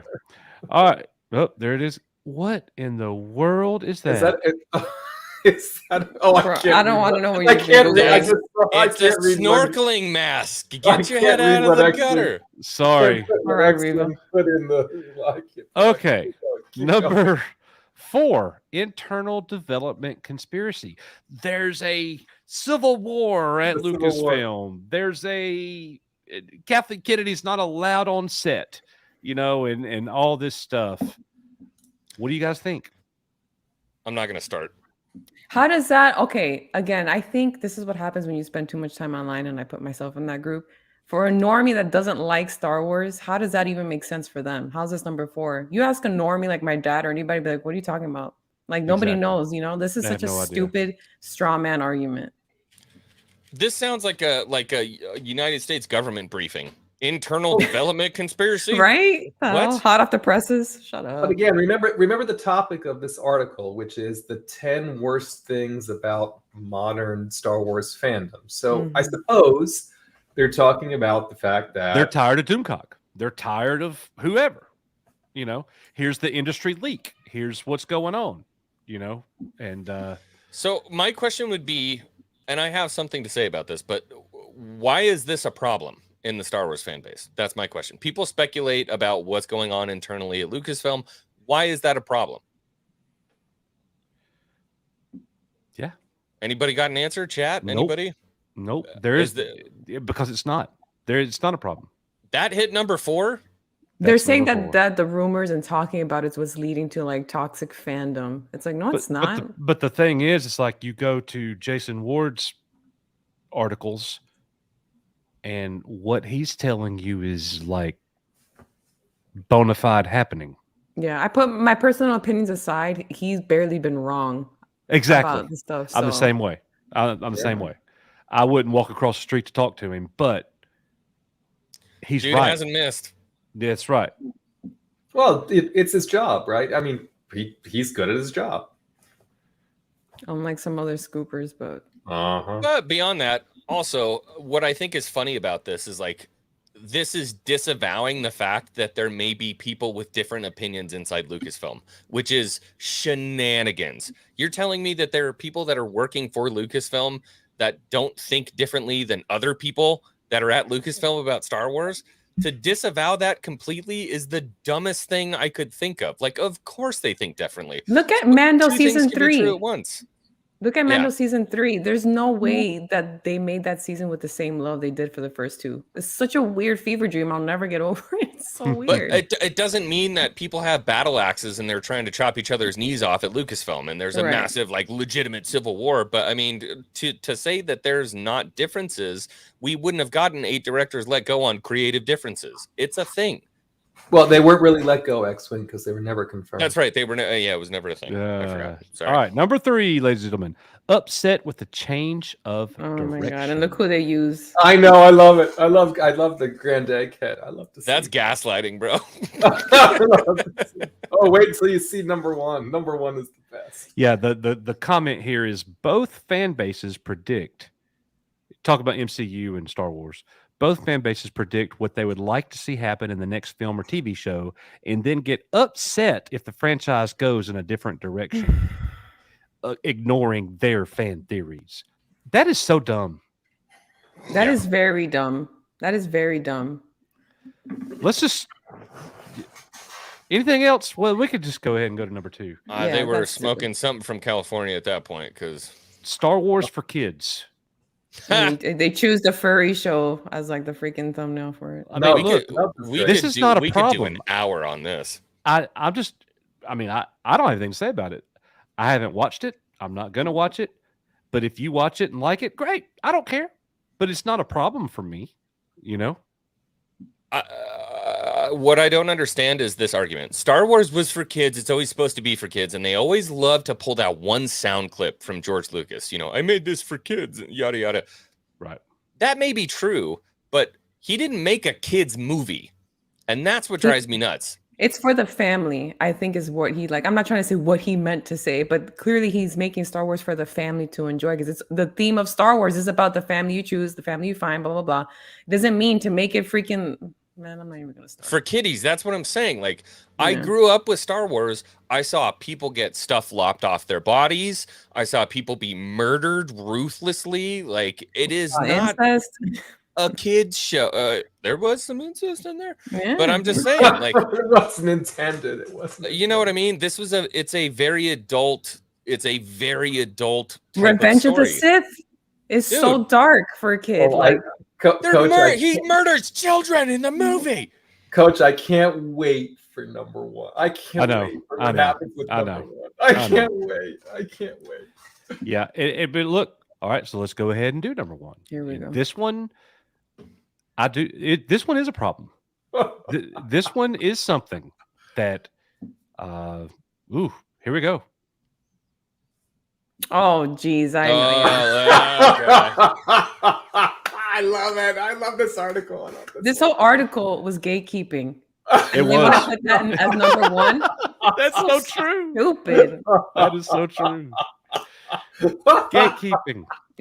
Look at this evil man. just The laughing. person that hates me because I don't like Reva is gatekeeping. Are they not? Yeah. Anything can be gatekeeping. if you Is try there hard like enough. is there a Webster's like dictionary definition of gatekeeping? Like, what does that mean? So if somebody asks me about Star Wars and I say, I thought this was dumb, they're like, yeah, gatekeeper. The activity of controlling and usually limiting general access to something.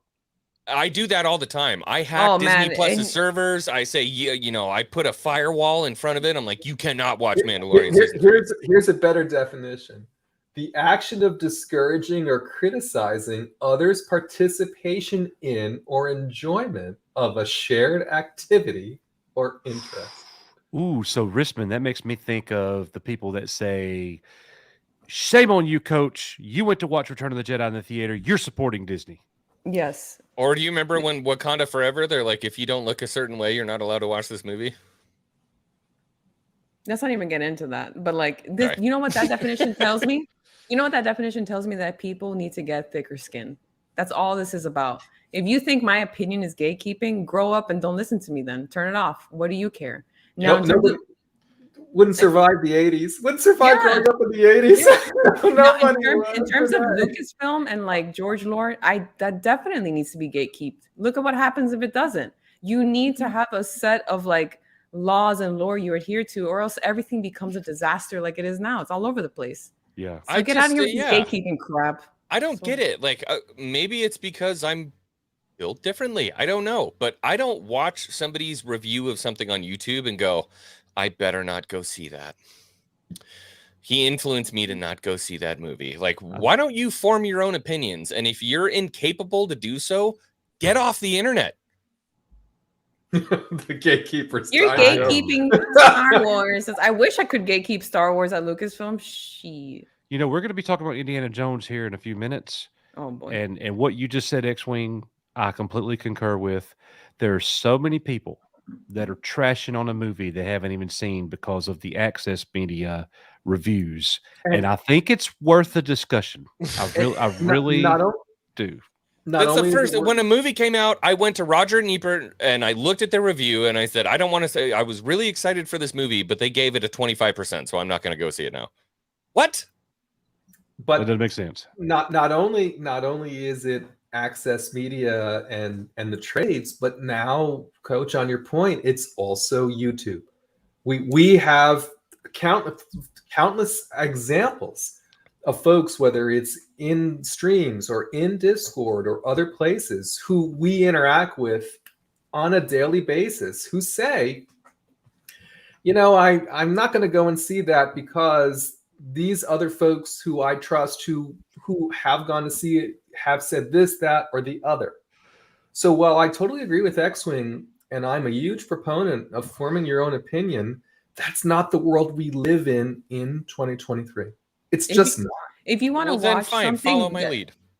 Definitely want to watch something, you're gonna go watch it. When I take others like reviews and critiques into consideration, if it's something that I'm iffy on, like Ant-Man 3, for example, I was like, I don't know if I want to go see this in the theater or not. Like, I wasn't dead set on seeing it, but after seeing people from both sides agree that it was crap, I'm like, I'm not gonna waste my time. But you if can it's watch it on Disney Plus right now if you want, Yeah, or on the Patreon, you could probably watch it on the Patreon at some point, right, Coach? We'll talk about that later. But Ant-Man 3 is on Disney Plus now. It's such a bull honky excuse. It's such a bull honky excuse to say that people are not allowed to speak their mind because they have a responsibility to uphold Hollywood. If they make I'm a not bad responsible product for your feelings. Yeah. No, that's not. I'm allowed to say whatever the heck I want to, and that's not gatekeeping. You're allowed to make your own decisions, and nothing I do should impact you. And if it does, take a good long look in the mirror. That list makes me want to gatekeep even harder. I am going to increase it by I'm glad you picked that article, Coach. That was a fun article. We just went from a single reactor fire to full. Oh. So the answer to our poll question, what's worse, The Last Jedi or Rise of Skywalker? The Last Jedi wins at 60% to 40% with 205 votes. Wow. But it's still, I mean, that's relatively close. Yeah. You know, neither movie was good, right? But I mean, they're bad. Yeah. They're each bad in different. On X-Wing, what X-Wing said, I agree with. They're bad in different ways. Yeah, the Rey Skywalker thing is just. I see what y'all are saying as one cohesive singular movie. Yeah, I definitely understand what you're saying about The Rise of Skywalker is the worst movie. The Last Jedi had a horrible reaction because we got something that none of us expected, and it made us sick. But the Rise of Skywalker's production value is off the chain, right? Because they spent so much money on the movie. Doesn't make it. The trailer for The Last Jedi was the most hyped I've had ever felt in a while. The music, that trailer trickery, bro. I mean, the best part about The Last Jedi, the best thing about The Last Jedi is really Admiral Holdo. I mean, that's X-Wing's. Oh, I love giraffe neck her. Did you know that's the only figure I have of the sequel trilogy? I have Holdo. Yeah, you sleep with it every night. I do. Stick it right under my pillow. I have a roast pico, but At least it's under your pillow. That's okay. That's Yeah, I know right. you're gonna say something else. I was like, Okay, not this dream. So let's clear these super chats. Donald J. Skywalker with a $10 super chat. It's a great He name. says The Last Jedi was a poison pill. Closed all the Force Awakens threads. Rise of Skywalker was going to be a POS because of The Last Jedi. From a writer, The Last Jedi left nowhere to go for final movie. You needed 2 movies to fix it. 1 to set up new plot, 2 to close. So yeah, I agree on all points. I would say that's how you make a trilogy. That's like a pretty bomb-proof plan to make a trilogy. And they were like, nah, it'll be fine. So Donald J is he's here a lot, Nikki. You probably know. You're not. I love that name so much. At his name, I know. It's a great name. Oh, you love the name, huh? I see him in the thumbnail too. Needs to be zoomed in more. Yeah. Well. Oh, wrong thing. Wait, what are you doing? There we go. There you go. That's just disturbing. That's the one. Sorry, guys. What are you doing? My bad. Get your head out of the gutter. My bad. Get your My head out of bad. somewhere. All right, Okay. next. Thank you, Donald J. Skywalker. You need to make the mouth move. That'd be funny. I know, right? China. So the Gatekeeper's Daimo with $1.99. I'm a gatekeeper. Don't insult me. The gatekeepers. Keep doing your job. You haven't gatekeeped hard enough. You're Thank you. gaslighting. You're Thank you. gaslighting. You're a toxic Star Wars fan. Coach just leaked his secret folder. Yes. Secret folder. That's funny. If you only knew, Bob. If you only knew. Oh. I got quite a bit here. All right. No, keep going. Keep going. So, all right, that catches us up on Super Chats. Let's move into the main topic of the night. That was just the warm-up, folks. Oh, boy. It's a 2-hour warm-up. We're ready. We're ready. Yep. So now we're ready to get into this. Now, here's what look. We've gotten some recent news. We know there's some recent developments. So let's do this. Let's just take this one step at a time. Only react to what we're saying right here. Okay, and then we'll get to the other stuff as we proceed through this. There's quite a bit. So Star Wars, the title of Dave Filoni's movie has reportedly been revealed, and it's absolutely perfect according to the Sci-Fi Gazette. And what they say, if a new rumor is to be believed, the title of Dave Filoni's Star Wars movie has been revealed, and it's going to make fans of Timothy Zahn and the expanded universe very happy indeed, because it is apparently titled Heir to the Empire. Initial reactions. Look who's on my shirt. Do I look happy? I mean, I never look happy, but does this news look like it makes me happy? No. So what the hell are they talking about? Why would anybody think that the title, if it's Heir to the Empire, is going to make fans happy? So, you know what I would have added to that top 10 list that would have made sense? Star Wars fans asking for something, and then when they get it, being upset about it. And this is what I said. This is what I was saying earlier. Why wouldn't you just go to the expanded universe and already tell the stories? And then they're like, by the way, we're doing Heir to the Empire, and we're like, no. And then along with that is well, you should tell the original Heir to the Empire story. Wait, we don't want you telling the story that has anything to do with those. No, don't do that at all.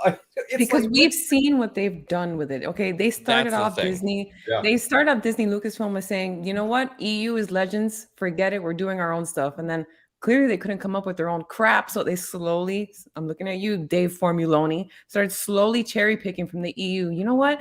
Eventually EU fans are really gonna like this, and then he starts slowly trying to adapt shit like Mount Tantus and things like that. And then when I heard Ahsoka say Heir to the Empire in that trailer, I lost my mind. Not in a good way. Yeah, because I feel like that was him trolling us. I'm gonna be real. Maybe that's my tinfoil hat. I don't care, but that is not her story. It is his story. Okay? Her story. That's right. Because who said that? A character that's not even in Timothy Zahn's stories. Well, she could have been Coach. I mean, she was. Yeah, you never know now. You know what? Well, We in didn't read the 1991 when the revised book version. came out. Yeah. Oh. So, okay. all right. So we don't like the title, right? Like, Which might not even be the You title. think so? We don't like it. Yeah. We don't like it. What about this? What about to the people who say, well, at least they're going to just look, we're not getting Heir to the Empire. It's not going to be that story. He's just cherry picking aspects of Heir to the Empire to tell his story. That's the problem. Why? That's you the freaking problem. hack. Speak You on can't- that, X-Wing. You can't come up with your own stuff, so you got to cherry pick and adapt it. Like, I thought you said you weren't going to touch it. I thought you said you're going to leave it alone. Like, why all of a sudden are you going to take what you think is okay for your chosen one? Because that's what she is. And look, I am coming. This is someone who used to be a huge Dave Filoni fan. And I've seen almost every interview that guy's been in because I just wanted to hear what he knew because George told him a lot of stuff.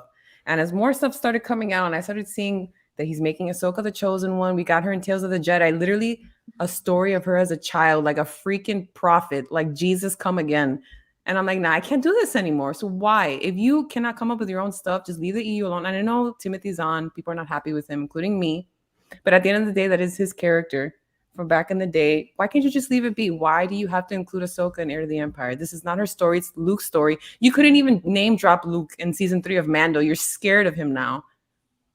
Man, go ahead, X-Men. So yeah, that's the thing. This is the problem. Yeah, of course we as Star Wars fans want to see the stuff from the expanded universe. Of course we do. We want to see those stories in live action. Why wouldn't we? We adore these stories. But this is the problem. This is the problem with Disney. And after everything that I saw in that interview with Timothy Zahn, this is the problem. They're going to cherry pick portions of that story to make it fit to the sequel timeline. That's the problem. It is no longer the story that George was approved and a part of, which, by the way, if anybody who doubts that for a minute, George was absolutely involved with checking boxes when it came to that. They are going to cherry pick, pull portions of it to make it fit into the sequel trilogy, and that's what pisses me off. So because the story was whole, and now you're going to part it out to make it fit with what Disney was doing, and that's what pisses me off. So let me piggyback on that, and Rissman, I'll let you go right after I do this. So I was born in 79. I didn't get to experience Star Wars in the theater at all. In the where? In the where? until 1997. I had never seen Star Wars on the big screen until 1997. Well, when I was in the 7th grade, there was a bookstore inside our local mall. And I was in the mall with Nick. B. Dalton? Was it B. Dalton? And usually, no. Oh. I don't remember the name of the bookstore. It's been gone forever. But he and I are walking through there. And, you know, when I was 12 years old, 13 years old, I didn't look at the books. I went to the magazine area and was looking at basketball magazines or whatever. Magazines? I just told you. So the Sports Illustrated swimsuit edition. Okay. So Martha Stewart, by the way, looking good. Looking good. I was walking around and I just happened to walk through the science fiction section and I saw a cover with Luke, Han, and Leia on it. And I was like, what the heck is that? And I picked up the blue hard copy of Heir to the Empire. And there sat the other 2 books, Dark Empire Rising and The Last Command. Yeah, Last Command. And I got my mother to buy me all 3. And I could not believe. I will never forget the moment I sat there and realized there's a sequel to my favorite movies. There's more Star Wars. And it's right here. Yeah. It blew my freaking mind. I had no clue, dude. I had no clue. And I was like, Timothy Zahn. I was like, I was 12 years old. So I read those. Now, in 1992, that's what kept Star Wars going. Mm. You had LucasArts coming out with some games. You had the Zahn books. You had some collectible cards coming out, Star Wars Galaxies, but there wasn't a whole lot going on. And it made those books huge. Those books is what kickstarted, honestly, the EU. I mean, they're not the first books, but essentially nothing took off like Zahn's, and it kickstarted this whole thing. So well, I Star hold Wars those, fans ate it up because it was good Star Wars. well, yeah. So that was my point. I hold those books in high esteem. Yeah, you're hitting where I was going to go, actually. So beautiful segue, which is for a lot of folks, us especially, even though I know I'm a few years older than you are, the Zahn trilogy was the resurgence, or was the continuation of the original trilogy, and so it holds a very special place in a lot of folks' hearts. You know, different than just the traditional, you know, legends or EU content. Now that this thing that Zahn did, you know, with George Lucas's involvement and blessing, it's just a different animal. And so for me, it's like, what's the right way forward? Because we already know that Filoni has broached the Thrawn question in Rebels with a particular direction, with a particular characterization, with a particular amount of things that happened with Thrawn, and now that's continuing clearly in live action, and it's not going to be the same story, although I personally do think there will be a Luke component to the movie that Filoni does, but it still will not be. How do you not have Luke and everything? Well, and this is exactly my point. Whether we call it Heir to the Empire or not, I don't think it will be. The story that he's going to tell in this time period, I personally do believe, will include Luke, but it's not going to be the Heir to the Empire trilogy. And so what's the right answer here? Is the right answer don't address it at all? Is the right answer, in what circumstances cherry picking okay? Is the answer it's never okay? Is the answer it's okay under certain conditions? Risman, this is my warning word right now to Dave Filoni. Walk away. Walk away. He's walking. Walk away. He's walking. You have a chance right now before you do this to walk away. He's doubling down. He's walking into it. He is about to walk into it in Ahsoka, and he's already talking about it, guys. Yeah, I've said it before, and I'm going to say it again. The biggest issue and the biggest barrier to entry on Ahsoka has nothing to do with Ahsoka. It has everything to do with Thrawn. And the hubris to think that he has the chops to handle this is what pisses me off, and why I don't like Filoni right now. He does not. Look at this. In a press release, Lucasfilm detailed Filoni's film will orchestrate the escalating war between the Imperial Remnant and the fledgling New Republic. That's Heir to the Empire, folks.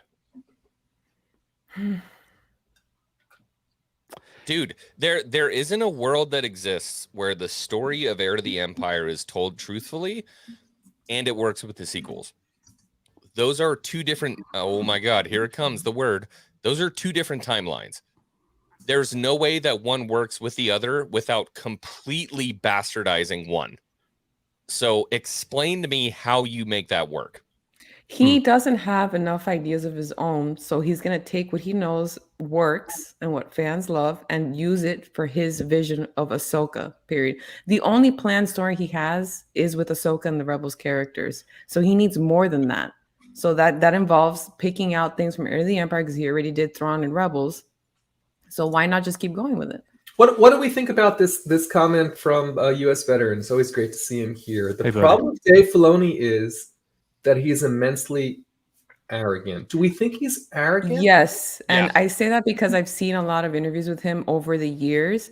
And to be devil's advocate, I guess, when you have enough people fanning your behind about how you're the freaking like chosen one, the apprentice, and all this stuff. I mean, eventually, and everybody comes to you for like answers. It's eventually going to get to his big Funko head, like I get it.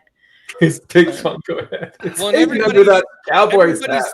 everybody's propping him up like he's the prodigy of George Lucas. And I understand that he spent a lot of time with him, but I've said this time and time again, stream after stream. Just because you spend time with somebody who is capable of greatness doesn't mean that you're capable of greatness. If I spent 9 months with Tiger Woods, that doesn't mean I can win a PGA Tour championship. All right, so what I'm about to say is going to take you to another level, X-Wing. Great. So his quote to me, this is Filoni, to me, damn it. To me, theatrical. Thank you. To me, a theatrical experience has to have a big idea, a monumental moment in the time period that changes what's happening. All right, so here's my thought. Nikki's absolutely right. He is taking what he knows. That's what she said. His characters, Ahsoka and the whole Rebels crew. Okay, and he is replacing the characters of old, Luke Skywalker, Han, and Leia. Mainly Luke, because Luke was the protagonist in the Zahn series. You know, there was a lot of Han in the first book, but it gets less and less as it goes, right? So, but it was very much a Luke-centric story. He's taking what he knows, he's replacing Luke, he's making his characters the main heroes here, and here's the problem. His quote, a monumental moment in the time period that changes what's happening. His movie that is cherry picking from something that we love takes us right to what? Disney's sequel trilogy. They have no choice but to lead to it. It is what it is. I mean, they can ignore it, and I think that's what they've been trying to do since Rise of Skywalker came out. If you notice, that's why they keep lingering in the same time periods and stuff. But at the end of the day, what is it that we always say? All roads lead to Jake Skywalker. Like it is what it is, and he's going to double down on it. He's going to show people in his arrogance. He's going to show people that he can make it work, and the way he's going to make it work is because he thinks in his head that he's going to appease both sides of the spectrum, the sequel fans and the EU George fans, by meshing them together. And I feel like we have another Last Jedi kind of fandom war coming soon. So like to your point, Nikki, and this is something that they do all the time in Disney, and you hear it from a lot of people, is that they are obsessed with their legacy. Yeah. They want to leave their stamp. They're obsessed with their legacy. And any good pupil of George Lucas should spend the rest of his time upholding George's legacy, not trying to make their own. That's a good pupil.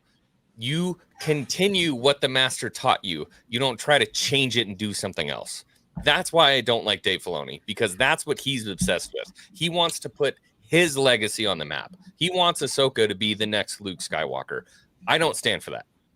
But I have to disagree on this point, because I don't think Filoni is trying to replace Luke Skywalker with Ahsoka.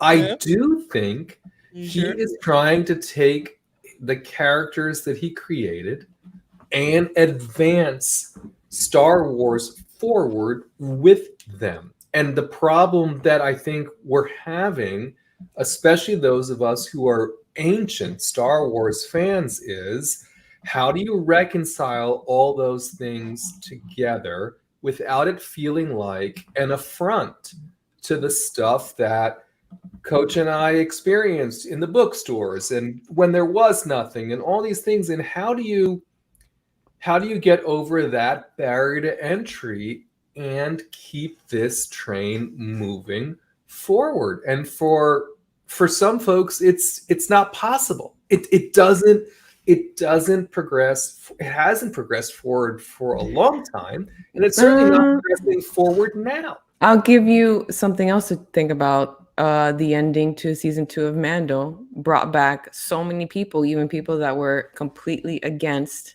everything Disney had been doing. That Luke Skywalker return, bro, it had us all. I was a sobbing mess. I was worse than Theory. But Nikki, as much as we all loved that, did it have us all in tears because it was super amazing, or just because it was so unexpected? We all missed it because we missed good Star Wars. That's why. And when he showed back up, we felt that feeling again. We felt that Star Wars feeling. So just to answer somebody in the chat, I'm not going to have you pull it up, but somebody has to be the next Luke Skywalker. 100%. Get it out of that timeline, because Ahsoka is alive when Luke is alive and they're interacting together. You don't make her the next Luke Skywalker. So if you want to tell original stories, F off. Go somewhere else and tell us that story. Stop involving legacy characters in the stories, because none of us are going to buy it. It's so tough. This is so very tough though, X-Wing, because I guess I'm channeling my inner Pete, and Coach knows what I mean by this. Because it's we want more legacy characters. We need legacy characters, and then it's don't give us legacy characters because you screw them up every time. And then you're giving us your own characters because you can't do anything else, and you have no originality. And this is where the argument stems from, though, is that they're not giving legacy characters their own story. They're incorporating them into the Disney stories. The legacy characters had a. Keep going. I've got a point that I want to make here. This is a very frustrating point. We haven't said anything yet, and about this. So let me lay this out there. Then you guys respond to this. Here's one of my major gripes about all of this, about the Mandoverse in particular, and especially with what we're getting with Filoni. It appears for the first 36 years of my life, Han, Luke, and Leia were the main characters in Star Wars. The original trilogy, Han, Luke, and Leia. Then we get the prequels, okay? And it's Obi-Wan and it's Anakin. Okay. What's up, Jay? Now you go past the Star Wars that I grew up with. We're in a setting that's 5 years after Return of the Jedi. And Dave Filoni is not going back to the era that just ended and bringing us, characters from the original trilogy. He's going back to before that, to characters that he made. And he's leapfrogging 3 entire movies that, for a whole lot of people, that's what Star Wars is. I've got Coach's favorite book. Right? Oh God! Yeah, look at it. I want you guys to look at the cover of that book and tell me. Well, hang on. I want to stay on topic here. So my point is, Filoni is just leapfrogging so much Star Wars history, George Lucas Star Wars, and he's inserting his own people, and I just can't swallow that. There's a way to do it. There's a way to do that. There is a way to have both exist together, 100%. I just personally feel like the way that it's being handled right now is not the proper way to handle it. You have to pick one or the other. When you continually try to saddle both, which is what Filoni's really trying to do, you don't make either happy. And so I don't get what he's really trying to do. He's okay, like, hey, to bring it back to topic, how do you even do or even partially adapt Heir to the Empire without the big 3? You can't. That's the whole fucking story. Excuse me. Can I finish what I'm saying? Sorry. So that's basically the root of like why we get angry, because it's like, okay, so who are the big 3 now? It's gonna be Ahsoka, Sabine, and Ezra, Heir to the Empire, Rebels. So what are they going to clone him? Well, but this is again, we're going to get there, right? But I don't believe they're going to call the movie Heir to the Empire. I think I don't either. It's a great conversation, right? But I think we've gotten a bit spun up about something very specific that may not come to pass. But the point of the conversation that's still relevant to me is what is the right way forward to advance which characters in a way that we feel like will engender and bring the fandom back together again? Because right now, by telling your own stories, you don't like have them to. or hate them, the Filoni characters are the way we're going. Okay. I just hate retroactive storytelling. When I go into my living room tonight and pop in Empire Strikes Back, and I'm sitting there going, I wonder where Ahsoka was at. Yeah. I wonder where Ezra was at. I wonder where Sabine was at. I wonder where Bo-Katan was at. But it doesn't. That but stuff gets Coach, old, man. But Coach, it doesn't really matter, does it? Because we had those stories and we had that wonderful experience with all of that at that time, and where the rest of these folks were or weren't, ultimately, for me anyway, doesn't matter under the context of moving forward. If the barrier to entry is because none of these characters were established in the original George Lucas canon, that we can't get behind a good story or two or three with them moving forward, then we're kind of stalled, right? We're kind of stuck. You know what I mean? With how we continue on. So they're so anti-George characters, right? And I say this even coming off season 2 of Mando, right? They put Luke in, we got a big moment with him, that's fine. Conspiracy theory, maybe they didn't like the fact that it completely overshadowed their new characters, which is the same thing that they do with the MCU. They don't like the old characters, they got to prop up the new characters. So to me, why I find it so insulting that he wants to pick so much from Heir to the Empire and put it into this one, because I bet you anything, even if they do bring in Luke or Leia or Han, a CGI cheap imitation of them, whatever, it still won't give them the justice they had in those stories. That's what gets me mad about it. Like they don't have a good track record with legacy characters whatsoever. So it's to me, it's come up with your own story for your own characters. If you want to put it in this timeline, which shouldn't even be happening, in my opinion. First of all, this should have been animated. Point blank. This should have been a Rebel sequel animated. This shouldn't have been a whole Ahsoka show. But you can't just grab such a legendary story and try to like shapeshift it into what your idea is going to be without the big three in it. And if you're going to bring the big three in it, it's not going to be what it should be. But that's just my point. I agree. I'm with you. Well, Matt, we did find out today that the title is not going to be Heir to the Empire, and that is Jeff Snyder, the leaker, the hot mic podcast. So you love him or hate him, he has a pretty good track record, so I kind of believe it. I agreed with Santa's take when this came out that like it's probably like one of those pseudo titles, that they use or whatever. We gave a 0% chance, right, Nikki? So yeah. I'm like, there's nothing that's ever a 0% chance. Yeah. But I'm with you too. I'm like, it's not gonna be. He's not. I think saying the line in the trailer was cringe enough. Yeah, it was. That was a too cringe much, moment. Yeah, not a good idea. I was like, ugh. Yeah, why would it just did not fit.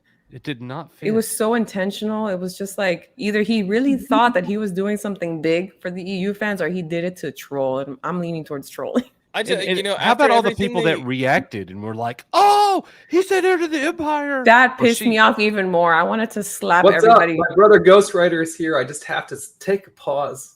Oh, after everything they did, hello, Ghostwriter. Hello. After everything they did to basically like disavow the expanded universe, for that to be like the main point of a Disney trailer, it just felt like a slap in the face. It was troll. Like, he's trolling. You guys said you didn't want to do this. You rebranded it Legends, got rid of it, and don't want to tell stories from it. Now all of a sudden, it's in your biggest show. This is what I have an issue with. We're back to where I have the issue, which is, yes, things were said about the extended universe, no source material, etc., and so on. Okay, that happened. Now we have evidence through Mandalorian and up till now and going forward that some combination of Filoni and Favreau are trying to respect different parts of Legends by bringing things in and giving their own bit of business to it. Examples. Well, we're talking about it. We're talking about it now, right? Okay, whether so it's one line from the Ahsoka trailer. Okay. Yeah. Mount Tantus and Bad Batch. Okay. Yeah. Yeah. But the feedback is well, it wasn't good enough before. Now it's kind of good enough, and they're just cherry picking and they're doing different things. What is the right answer? Is the right answer it has to be exactly what it was to stick before? to their guns when they disavowed the EU and forget it even exists. But it's old news. It's old news. How is that old news? What are you talking about? Filoni and Favreau didn't disavow. This is turning into a late night quickly. It's not. It won't. No, coach is fine. But all I'm saying is it's like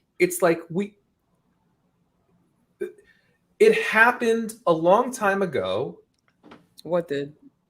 The disavowing of the whole. But it's an official Lucasfilm thing, though. They officially announced that it is Legends. It is not anything that Well, they're going to be now- using. but- Kathleen but- Kennedy said there's no source material. But now they are doing things that are bringing some of that stuff into the canon. So do we not let them? Do we say because Risman. you did these things before, Risman. now it's not okay? I don't understand. What is the right way forward? This was the point that I was making, is that the difference is that they're not treating these stories as standing out by themselves. They're working them into Disney's canon. That's the problem. That's why people are upset. If it was a standalone Heir to the Empire series, that's fine, but it's not. And Trike is saying it's too late, and you're saying into the Disney canon. It's just canon. It's just Star Wars. I'm gonna go ahead and push back on Risman right now. There is George Lucas canon, and then there is Disney canon, and I will stand by that forever. Okay, Matt, how about this? I think it has to do with earning the trust back. A lot of it is the fact that we don't trust anything that they're going to do going forward. And when we hear words like Thrawn and Heir to the Empire, EU this, EU that, the red sirens go off because we look back at what they've done, especially in Mando season 3, where they can't even say Luke's name. It's like, oh boy, what are they going to do now to ruin this? Look at Kenobi, look at Book of Boba Fett, look at all that had EU material, by the way, that they could have chosen to use and they didn't. Yeah. So let me ask one more question. Black and then we're going to move on to our next thing. The Matt Cave. What about the fact that apparently Filoni has brought in Timothy Zahn to help him out? Great. Get this story. Great. Thoughts? I know people like to say, his 3 pieces of silver or whatever, he sold out, this and that. There's credence to that. We saw on late night the other weekend of that video of him talking about Snoke and all this other crap. Do I feel better about Thrawn being in it because Timothy Zahn was there? I think they picked a great actor for him. And if anybody deserves to put input, that, though, Nikki, right? I mean, like Zahn's there's there, some but comfort. Hold on, let me finish my point. There's some comfort in it, sure. But again, look at the new Zahn trilogy that they had to do it. He had to adhere to the Disney canon, which there's a clear decline in quality between that trilogy and the original EU trilogy. No, you. Yeah, so he did talk about the rebels influence, right? In the last. Yeah. So while I think he deserves it and he earned the right to work on that show and to consult and all that stuff, at the end of the day, it is his character. It gives me some comfort, but the fact that he has to work within Filoni's guidelines is what gives me pause, and he's more than happy to do it. So, again, I know we want to keep going, Coach, and that's fine, but that's not what I meant to highlight. The Beef Supreme says it doesn't matter; it's Disney Star Wars, right? And this is the same feedback that X-Wing was just providing, and I know. Again, I am Darth There Simpson. There can be good Disney Star Wars at some point. If they figure it out, there can be. I haven't let that go. It's just Star Wars. That I know I'm the outlier, probably on this panel, that has that opinion. But it's just Star Wars. That's all there is. It's not George Lucas Star Wars. It's not Disney Star Wars. It's just Star Wars. It's always George Lucas Star Wars, and it will forever always be George Lucas Star Wars. And there's only George Lucas Star Wars, or somebody's bastardization of it, or somebody's representation of it that we enjoy. That's what Star Wars is. I would pay so much money to know what George Lucas thinks. You know what's funny? Oh, untold amounts of money just to hear George like spit Just for go 10 off. minutes. Yes. Yeah. Can I say it? No, you can't. Shut up. I can't say it on this channel. You've gaslighted yourself. Be quiet. When I meet somebody that's new and they find out that I'm a Star Wars fan, or if I find out they're a Star Wars fan, like somebody I meet at work or somebody, whatever, undoubtedly, the second question, like, are you a Star Wars fan? Oh, awesome. So, what do you think about Disney? Or what do you think about The Last Jedi? Or that's always the next question. Yeah. And the reason that you ask that is because you want to know You're profiling what level they're at, what camp they're in. So I am with Rissman in this. I really am. Interesting. It's Disney under two different owners. Or I'm sorry, Lucasfilm.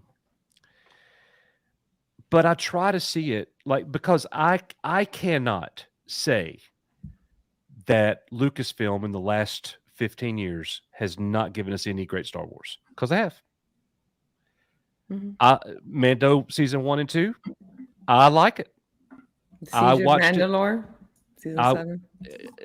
Season 7 of Clone Wars, I like it. It's the highest rated Star Wars we've ever gotten. I'll still stand by Rogue One. I think it's a great Star Wars movie. I like it. So now again, Better than something the that I said earlier in the stream, the negatives by far outweigh the positives. Yep. But to be fair, there were a lot of negatives when George was in control too. The Ewoks movies, the Deadgum Christmas special. Oh, he's not perfect by any stretch. Return of the Jedi, Coach. Willow did not age well. You shut that up. Slap the shit out of you right now, Moff Rissman. Whoa. I was wondering. I thought I was going to lose control of my words in this X-Wing. I will fly to Florida and just smack that goatee right off the side of your face. Yeah. Keep going, Coach. But I see where Rissman's coming from with that. I see where both sides is coming from, honestly. All right. So we got to catch up on our super chat. My brother Revan is my biggest fan tonight. All right. Felicity Poubelle, $2. Oh my God. said that right, y'all. Right? Yeah. Yes. Poubelle. Okay. My sister right there. Who did Formuloni? Ravioli, formuloni. I have to trademark that. Formuloni.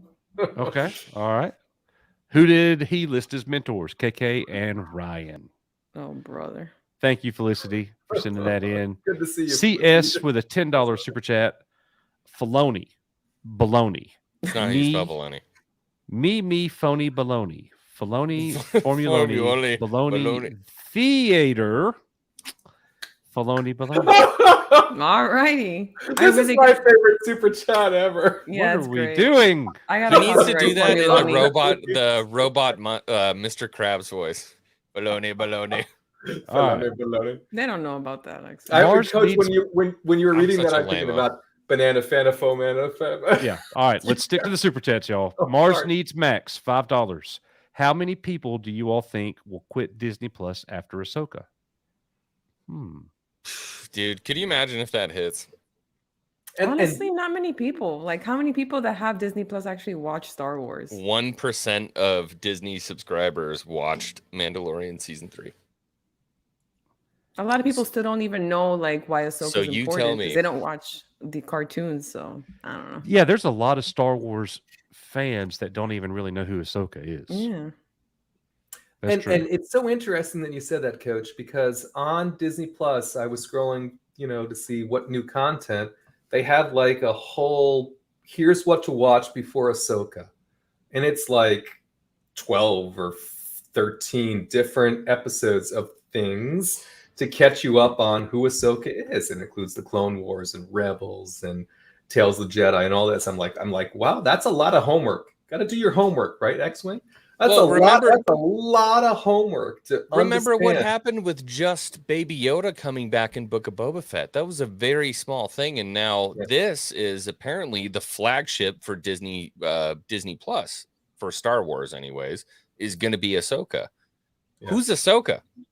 Right. That was that orange chick I think we saw in one Mando episode, and then I think we saw her in a Boba Fett episode. But who is that, and why do we care about her? Well, there's a lot of backstory of. I just thought it was interesting. And by the way, Coach, Mars Needs Max, this was their first super chat on the channel. So Thank you, thanks for sir. that. Appreciate And that somebody very somebody else, and I can't remember now. There's at least 2 or 3 other folks. First super chats for tonight. So if we can't call it out because I didn't remember it, thank you all so much. Rogue Really, 5. really It was Rogue 5. Rogue 5? Okay. There awesome. was another one. I had it open for a while, but we Yeah, at went least like 2 or half an 3 hour. folks. Got rid of it. Rogue 5 is still alive. It's still awake. Thank God for that. Thank God for that. All right. Next one. There's only 2. Only 2 first timers. Rogue Okay. 5 and Mars Needs Max. I see Awesome. them all right here. I got it. All right, the Gatekeepers Daimo, $4.99. They are using Heir to the Empire as a bait. Won't be the same story whatsoever. Yep. And Bait and no creativity. I agree. Because it is a cool name. If you don't know what the books are, it's like, ooh, Heir to the Empire. Mm-hmm. Screw you, Filoni. Everett Merrill with a $10 super chat. Does Zahn being involved with the production and direction of Thrawn change any of your opinions on doing right by fans while trying to keep the continuity working even in the crappy sequel trilogy timeline? Wow. We He touched probably on sent that. that in before Yeah. we even talked about it, but Yeah, I like what it's X-Wing that. said. I was It makes- clairvoyant, man. It makes me feel a little bit better with Thrawn, with Zahn being around. You know? There is some measure of comfort knowing that he's going to be advising when it comes to the character of Thrawn, but I mean, I already know how that- I'm going to treat this. I know how I'm going to treat this. I'm going to see that show, and I'm only going to look at Lars's performance as Thrawn. I'm not going to consider the storyline, nothing. I'm just going to. That's kind of where I'm at. I'm Yeah. I'm going to eat it like And a Chopper. Otter Pop. Yeah, I'm just going to do Thrawn and That's and what I Chopper do. and be happy. Yeah. Okay. Well, thank you for sending that in, Everett, and hope that we answered that for you, my man. Mars Needs Max, $2. Shirt, Risman, what's the shirt? Oh, this is one of my favorite. This is like we almost missed, or it's called. It's another. They call it. It's the Roosevelts, but the stormtroopers are, trying to do their thing. It's a stormtrooper shirt. Coach, will Very you cool. can you highlight one chat for me? It says at X-Wing watch Rebels. I don't know if you can Oh, see that's that. Lynn. I want to pull that up really quick. Hi, Lynn. Hey, Lynn. What is up? I was gonna make a joke, but you guys are friendly with this person, so no, I can't make the joke. That's Lynn. That's my friend Lynn. No. I have watched it. Took the wind right out of his sails, didn't we? That's why I stepped in because I knew he was going to. Well, you told her. Okay. There was gonna be a joke. Definitely not making the joke. Okay. Here we go. Thank you, Lynn. Good to see you, Lynn. We skipped Debbie's. Debbie What did Young, we skip? $9.99. If Timothy Zahn is what? It's okay. I got it. Okay. If Timothy Zahn is working with Filoni on an adaptation of the book, is Zahn willing to completely change the entire book? Oh gosh, no, Debbie. I find that really hard to believe. His other books are moot then. Yeah, he's not going to change. The book will never change. Well, the movie's never as good as the book anyway, right? But then you further kind of twist that by putting Disney's spin on it. I don't know. I mean, he did already do a canon book, right? The trilogy. What is he? Well, but I think X-Wing, the Disney spin is the problem, right? This is Right. This is why I was on my soapbox earlier. It's they can't write it well. It's a writing problem. Has been for a long time. Yep. But I see what you're saying there, Debbie.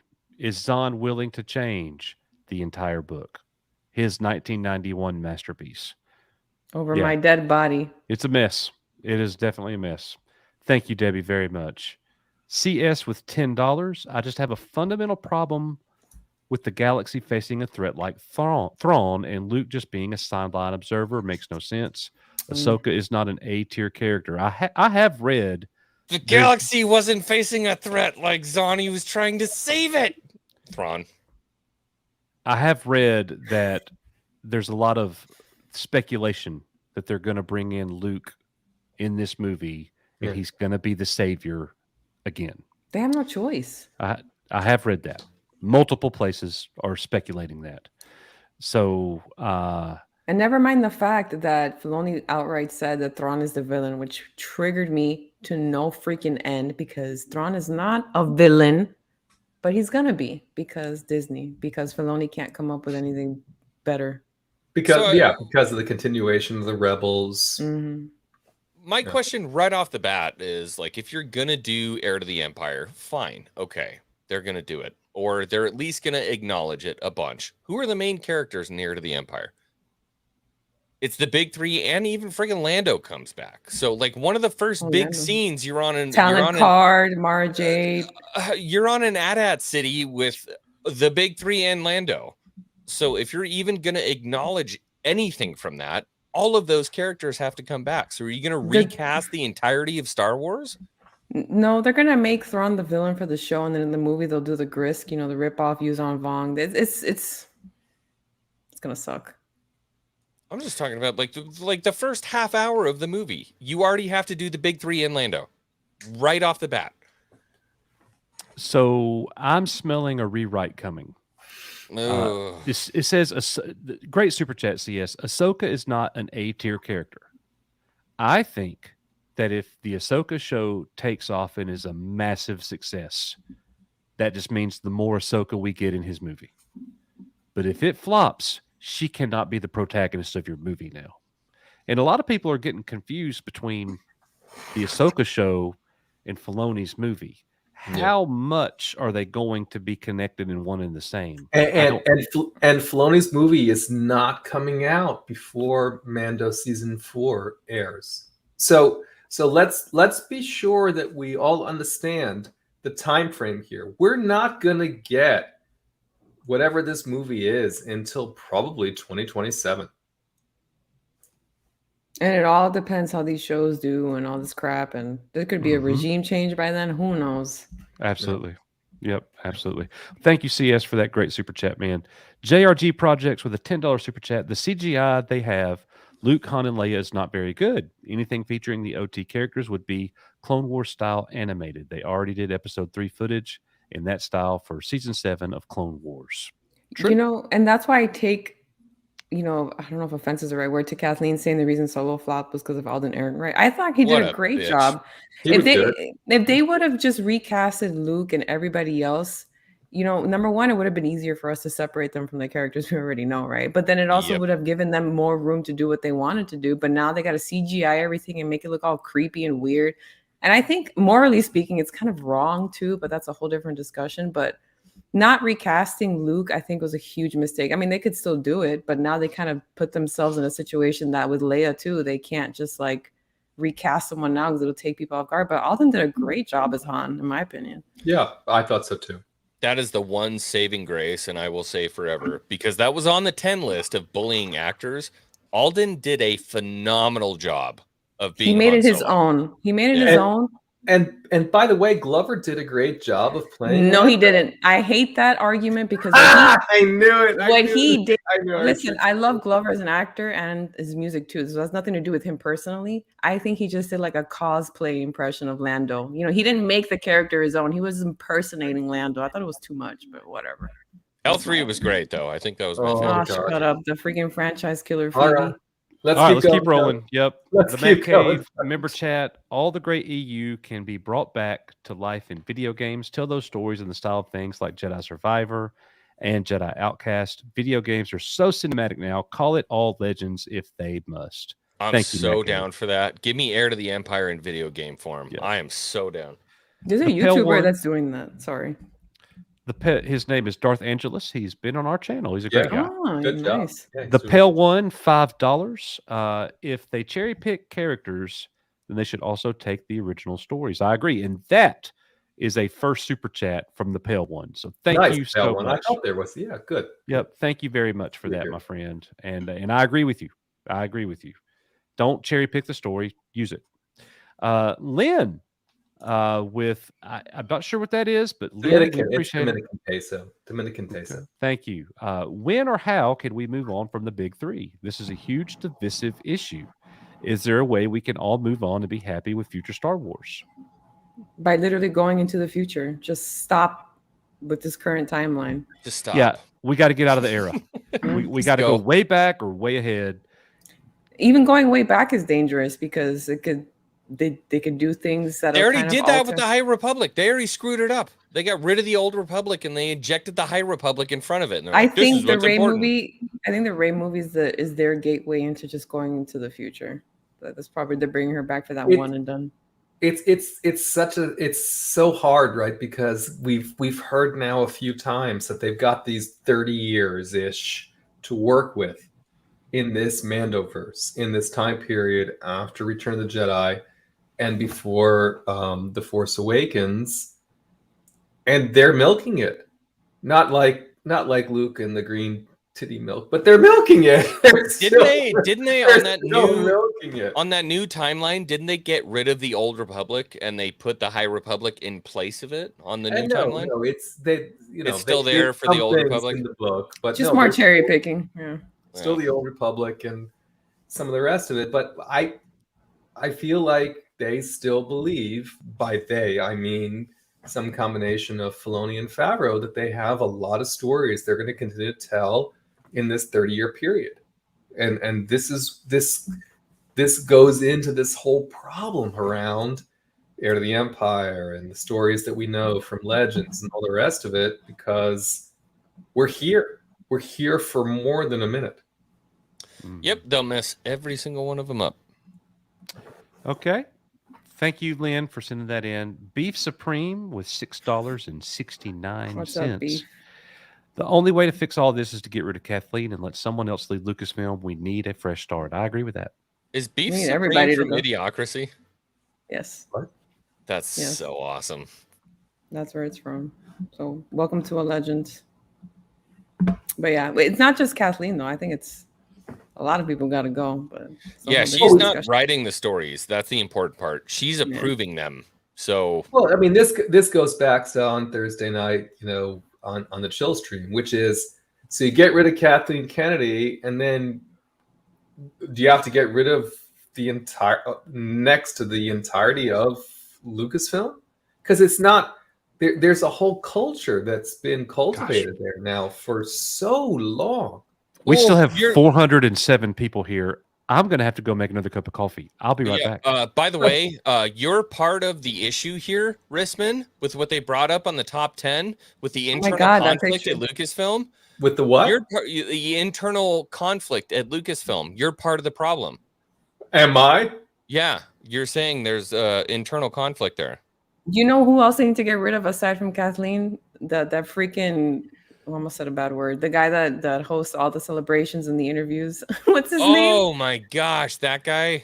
Who is it? All the YouTubers that they hired for all these interviews and stuff like that on their Star Wars channel. Goodbye. I'm done why with can't you. we highlight this? Hold on, Nick, because now this is late night, so I'm going to take over. I'm the host again. What do I want to highlight? I can highlight everything. Star Wars Universe says, I'm laughing at X-Wing saying Thrawn wasn't a villain in the Thrawn trilogy. First of all, I said that and he wasn't. He wasn't. Get out of here. Star Wars. Thrawn was not I got a it. villain. I got it. Thrawn was not a villain in the Thrawn trilogy. Thrawn was never a villain. Nope. He was serving his people, whoever it may be. You should read more books, Star Wars Universe. Well, be nice. Be nice. Sorry, But I'm just saying. Thrawn was never a villain, right? Thrawn was antagonistic, right? There was a reason behind. This is the whole point about it, right? Well, Valiente said it was the main villain, for lack of a better term, was Sabaoth, right? Bro, Thrawn would have Thrawn was worked trying either to save the universe. Hold on, and that's the reason why he was so aligned with the Empire, because he could have gotten the resources he needed from the Empire to help his people from the Gris. Spoiler alert for a super old book, but at the end of the day, he couldn't give a crap if the Empire succeeded or not. He could not give Sabaoth two was the craps. villain. Sabaoth was the villain. That was the bad guy. Apparently Star Wars Universe, you've got Star Wars literally in your thumbnail. You should read some books and actually try to figure out what was going on in the expanded universe, because clearly you have no fucking idea what was happening. Oye, Sorry. cálmate. This isn't Lo late night. siento, lo siento. But no. I would agree he was a villain if he cared about the N-O. No, no, no, no, no. You just cut a woman off. I did. You from the stream. If If he wanted the Empire to succeed, then he would have been a villain, in my opinion. Yeah, Thrawn was never a villain. There was never any villainous intent in anything that he did. And beyond that, he held no hate for the rebellion other than that they were getting in his way because he was literally trying to save the galaxy from something that was coming that nobody else knew about.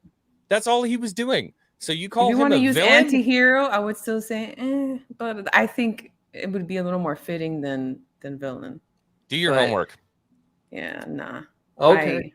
Let's please be nice. For goodness sakes. Keep I'm going. sorry. Let That, me do that, it. that kind of stuff just makes Oh, me wait, swang. so I know you got triggered. You got triggered. Do It's we need fine. to do a late night or what? So you can get that out of your system. You got. I think we're doing a late night now. Here we go. Mars I needs bet Max. we're not. Mars needs Max. I'll boot you all out. I got you, Coach. I got you. Mars Don't do needs that Max for $5. ridiculousness. Important question. Do you all believe that Mike Zero is right and that Kennedy is out and Favreau / Filoni are in? Is this like a troll question or is it sincere? No, this is legitimate. Oh, okay. Mike Zero is X-Wing's hero, so I think X-Wing could answer That this guy's question. my hero. Yeah. Look, here's the deal. Mike told me personally in a DM that Brie Larson is actually going to be running Lucasfilm in the next 3 weeks. So you guys, And she's playing Mara Jade. yeah, she's going to be the head of Lucasfilm and Mara Jade. So be ready. Thank you, Mars Needs Max. We appreciate that. We So- got some so member I'll actually answer the question. I think Kennedy will retire in 2024 when her contract is up. I don't think she's going anytime. That's what I think. So, and who comes after her? I don't know. Bully you, Matt Risson. But that's what I think. All right. No, we have member chats. Oh, please, Coach. Go. Maria Espino says, mark my words, Dave's movie will be Thrawn versus Snoke battling for the seat of power, and we know who wins. Thank you, Maria. Akimara says, Ew. No, it's not going to. I'm just not even saying anything. Maria, that's the most ew thing I've ever heard in my life. That's not going to happen. Agimara says they're just throwing crumbs at us who love the EU. And Thrawn says Zahn being involved absolutely has given me a new hope, a new wave of hope, rather. However, the cynical side of me feels it could be just a PR move and creators may not really listen to his guidance. We'll see. Yep, I'm with you that. We've there. seen that from Disney before. George is like, I have sequel treatments. They're like, meh. Yeah, we're gonna use them. Not. Pause. All right, Not. let's keep rolling on the super chats. I believe Debbie's next. If Zahn is at Icon, I shall speak with him on this. He's not. He's not coming this year. He's too busy. He's not there. And but thank you, Debbie, for sending that in. And Marcus Squintus with $10. Zahn helping Faxloni's movie indicates one of several things. Faxloni is not as great as everyone has been led to believe, or he is smart enough to know better. Where's Favreau and Dave? Filoni. I guess he's trying to say like a fake, like he's a fraud because faux. Like spelling it, folks. I'm sorry, I'm not laughing at Nikki. I'm laughing at the chat and the Matt Cave. Thank you, brother. The Matt Cave. Let them speak. It's timed out. Timed out. Star Wars Universe. Star Wars Universe said Thrawn is a villain. Eat shit. X-Wing. I just thought it was funny. You're wrong. You eat poop. All right. I think we're going to have to forego Indiana Jones. Oh no. Yeah, we we're have to do foregoing that. Pop-ins yet, right? We have to do pop-ins. So it's going to be every level, every member. So if you guys are staying, you're welcome to stay. But if you want to bounce, unless there's anybody who specifically wants to like give me a question, I think I have to pop out. I got to go put some steaks on the grill. But yeah, if there's somebody who wants to ask me something, I'll stay. You can you all hang for 5 minutes because I have to go to the bathroom and I'll be right back, Coach. I'll be right back. Okay, sure. Sorry, Coach, if we hijacked your stream a bit. It's free labor. Why are you apologizing? I know people like to do things a certain way. I don't like to step on any toes, you know. He invited us, Nikki. He knew what was coming. Whatever. Cyberbullying. Regular scheduled programming next week, folks. Yeah, that means he's never inviting us back on a Saturday, guys. So if you ever want to see us again, tune in on Thursdays. Now we can do late night. Yeah. That's true, yeah. We could start it without Matt while he finishes up with the... And his name is John C.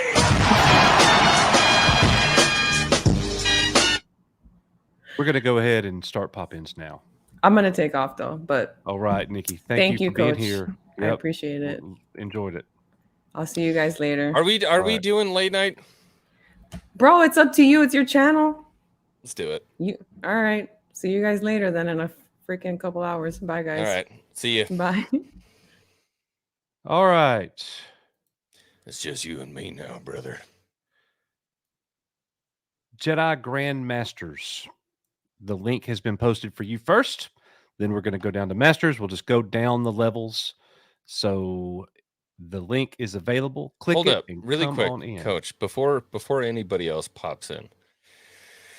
It's nice, man. I miss you. How are you? I'm good. It's good to see you again. You know, it's been so long since it's just two of us talking. I didn't realize. Fast. That hurts. I'm here, man. That hurts. We've texted and communicated. I called you on the phone not long ago. Is this how you try to justify? I called you on the phone 2 days ago. I called you on the phone 2 days ago. Snail's World, $2. KK may not write the scripts, but approves them. Absolutely. That's the thing.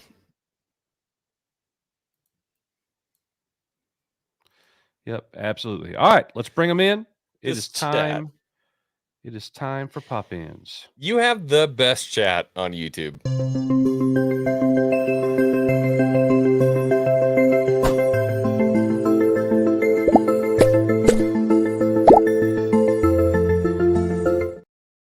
All right, up first, Debbie Young and Sith Lord Felix. What is Mama up? Bear and Sith Mama Lord Bear. Star Hello. Fox. Hello. Hey, Yeah, that's guys. right. All right, Mama Bear, you are up first. And look, I didn't say this, but we we're opening pop-ins to everybody. So try to be sparse. Everybody. Like I can't give anybody 5 minutes because we're going to give so many people. So we ask you to choose your words and do not be verbose. Everybody. So Okay. Debbie, you are up. All right. I took notes, and I will be about your poll question. The Last Jedi versus Rise of Skywalker. By far, The Last Jedi was the worst because he killed the main theme of Star Wars when he killed off Luke. With you. Wrote when Johnson killed off Luke, he killed off what Star Wars was about, in my opinion. So now on Rogue One was the best Disney Star Wars movie, and Mandalorian is the best Star Wars TV content. Was. Well, it could be again. We'll see what happens whenever Mando 4 comes out. Hopefully Favreau will be in a better frame of mind and not have people stabbing him in the back the whole time. I know the World Between Worlds is not going to be a factor. I'm hoping maybe it'll be more like a Stargate Star Wars thing where the same world, the same thing can be in different universes. So maybe they can just find the right universe and go back to the original Star Wars. It's there in a wormhole somewhere. That's just my little take on that. Let's see. I'm trying to hit all the big topics. Since when did a cat show up on Endor, by the way? You gotta look at the old Ralph McQuarrie book. He's in there. Okay. Let's see. Then I think somebody mentioned something about how can you I think it was you, Coach. And I'm not disagreeing with you, but when you were talking on Thursday night about, being able to look forward to going to Disney with the girls and going to see the Millennium Falcon, that was the highlight of my trip there. And although it wasn't the Millennium Falcon, somebody said, because that didn't even faze me. To me, it was the original Millennium Falcon. When I went in there and sat down in the captain's seat, I was sitting in Han Solo's chair, and I was putting myself in the original trilogy. It was so easy to forget everything else. Mm-hmm. And it was worth every penny, and it was worth going there.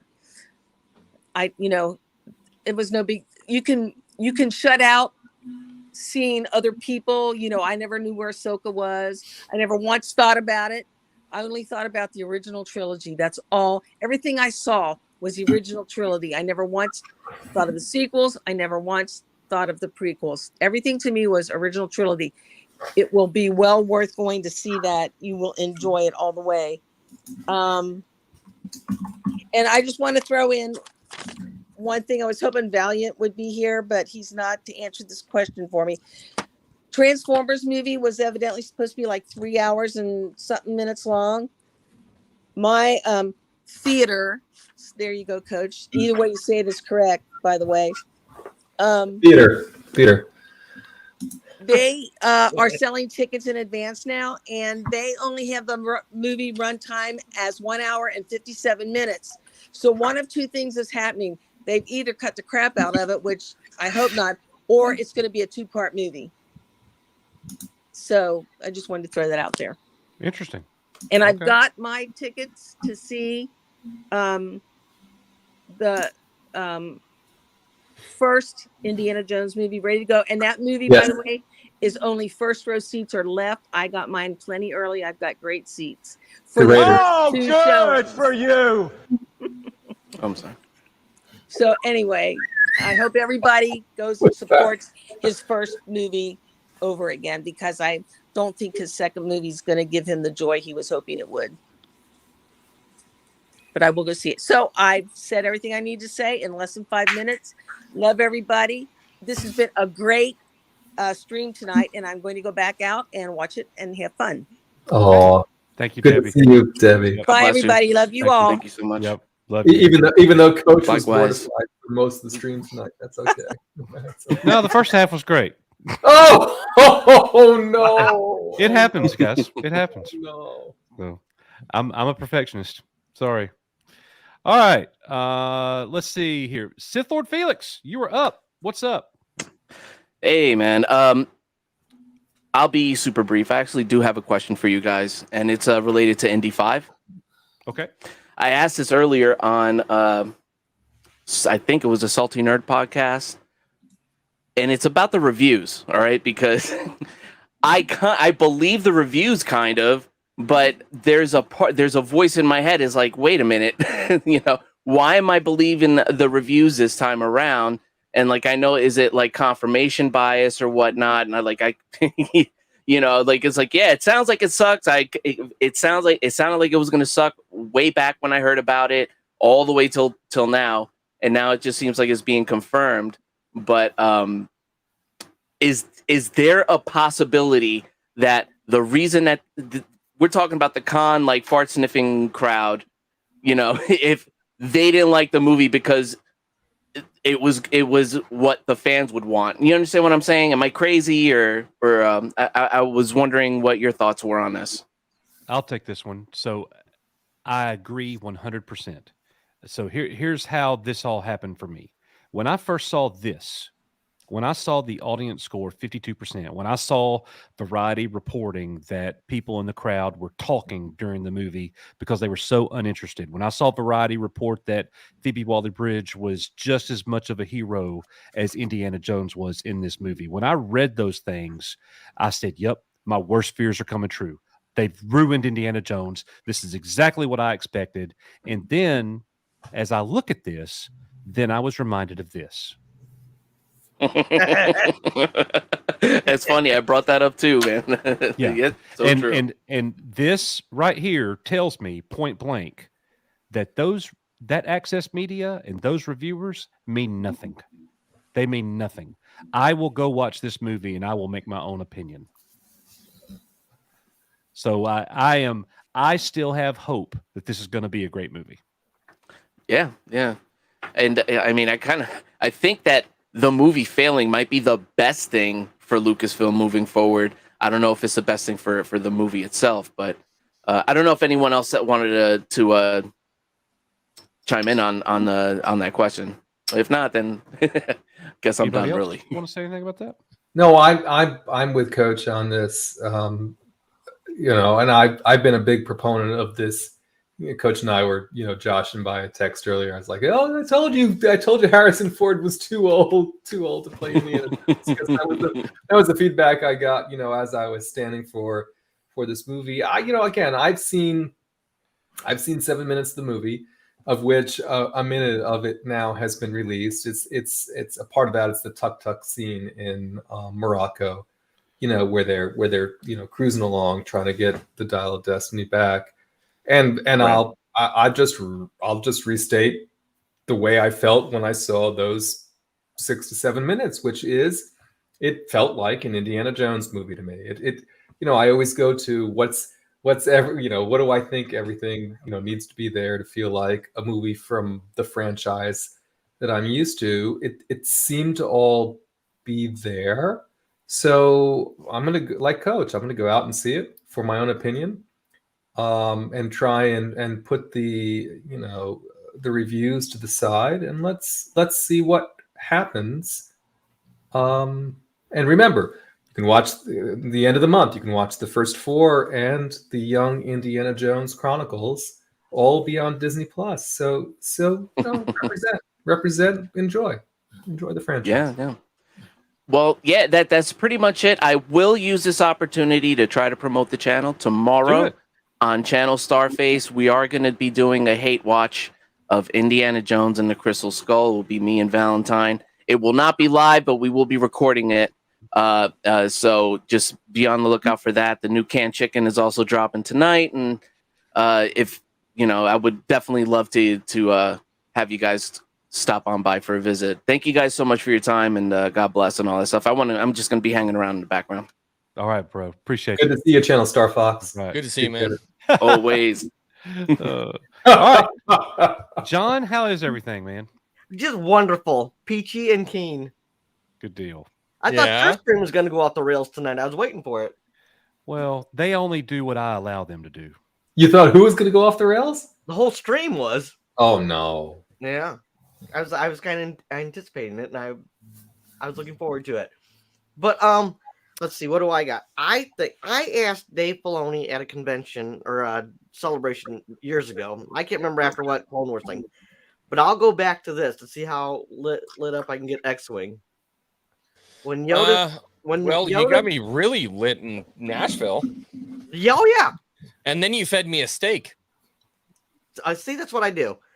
But yet I still went. Perfect, gentleman. John, are you going to Icon this year? No, I'm going to 500. Oh yeah. Why they had it over Memorial Day weekend? Memorial Day weekend is just a killer. Killer. Yep. Otherwise, I would be there with you guys. But yeah, I want the 500. But do you think at this point now, because there was some comments that Filoni was arrogant and Ahsoka is his golden child, when Yoda says to Obi-Wan, "No, there is another," could he make that Ahsoka now? No. He says there is another Skywalker. No, not enough. Well, that was in Empire when he leaves. If they want to shoehorn that in, they will with that. That's where I'm going with that. Yeah. If he wanted to.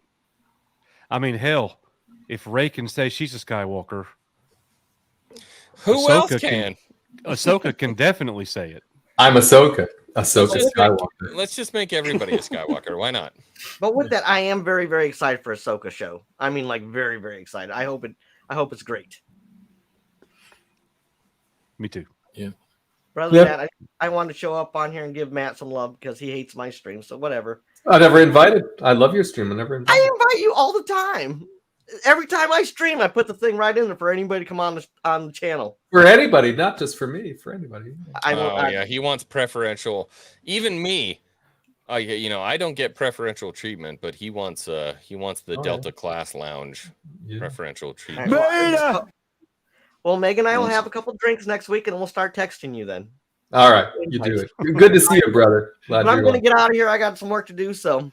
Love you, John. All right, we'll see you guys. Thanks for the stream. You guys are awesome. See you later. All right. Take care, John. All right. Appreciate it. All right, let's go down to Face McShooty. The what? Who is Face McShooty? I don't know. He's muted. Star Wars fanatic. You're muted. Face McShooty. Face. I'm no longer muted anymore. You Hey, should Brandon. know who this is. I want to shoot him in the face. In the face. In the friggin' face. Disney should've cannot known. be trusted. Duck them all. Oh, it's Brandon. Hi, Yes, Brandon. you What's should up, make Brandon? a shirt that says hashtag Duck Disney. Oh. I'm surprised no one's taken me up on that. I can't do it. Oh, why not? It'd be so good. My wife would not approve. But yes, I am in my Star Wars fanatic mode tonight, and everything with Disney just makes me want to shoot myself in the face. No, don't do it. You know what? I could do like a duck head with And of course. Disney under it. Yeah. There you go. Do it. But thinking about Star Wars, what can be, what could be, what should be. If you remember correctly, back during the whole prequel era, how much, let's face it, there was some a trepidation with certain parts of the prequels. There was one part that was never tepid, and that was Knights of the Old Republic. Mm. A whole entire Star Wars story without any ties to the current. No ties at all. And it was done better than anything that George had done. It was superior to the Whoa. prequel trilogy. Absolutely 100% superior. Nah, fam, I ain't gonna buy that. Yeah, well, I'll fight anybody to the face Shooty McDeath on that one, because KOTOR is one of those games that I played through. I don't even know how many times. Stayed up from 8 p.m. played it until 8 a.m. It's Me that too. good. Yeah, exactly. It's that good. So it is possible. How do you put a video game is better than a movie? Well, that's just modern video games. Well, even back then. Let me think here for a second. Even back then, games were starting to make more money than the cinemas and movie theaters. So, is it possible to have Star Wars that it has no ties to the OG trilogy and have it be as good and or better? Yes, it can be done. Will it be done by the current owners, the current proprietors, the current writers?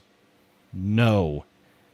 Just by that nature, by what they have done, what we have seen, it can't be done. They just can't do it. And I have no faith in Filoni, so. Felony, So I yeah, love it. that's where it stands. So hope for the best, prepare for the worst, and when it goes to Star Wars, we're on a 90-10 split right now. 90 bad, 10 positive, and it sucks being in that position, but what more can I say other than just shoot me in the face? You got to shoot me in the face, the friggin' face. Shoot me in the face, and I'll be happy. Oh, come on, next Too one. much- You too don't much know Borderlands. Too much Borderlands. Too much Borderlands. Too much You can never have too much Borderlands. That's another movie that I You know hope what you gotta do, they don't man? screw Brandon, just have a glass of milk and then take a barefoot walk outside. You won't feel that way anymore. No. Green grass. I didn't even know they were doing a Borderlands movie. Yeah, it's Yeah. been. My understanding is it's done. It's shot. They're doing CGI stuff. They've. See, this is one of those games that I have no idea if it's going to translate at all because of how, literally how effing off the wall it is.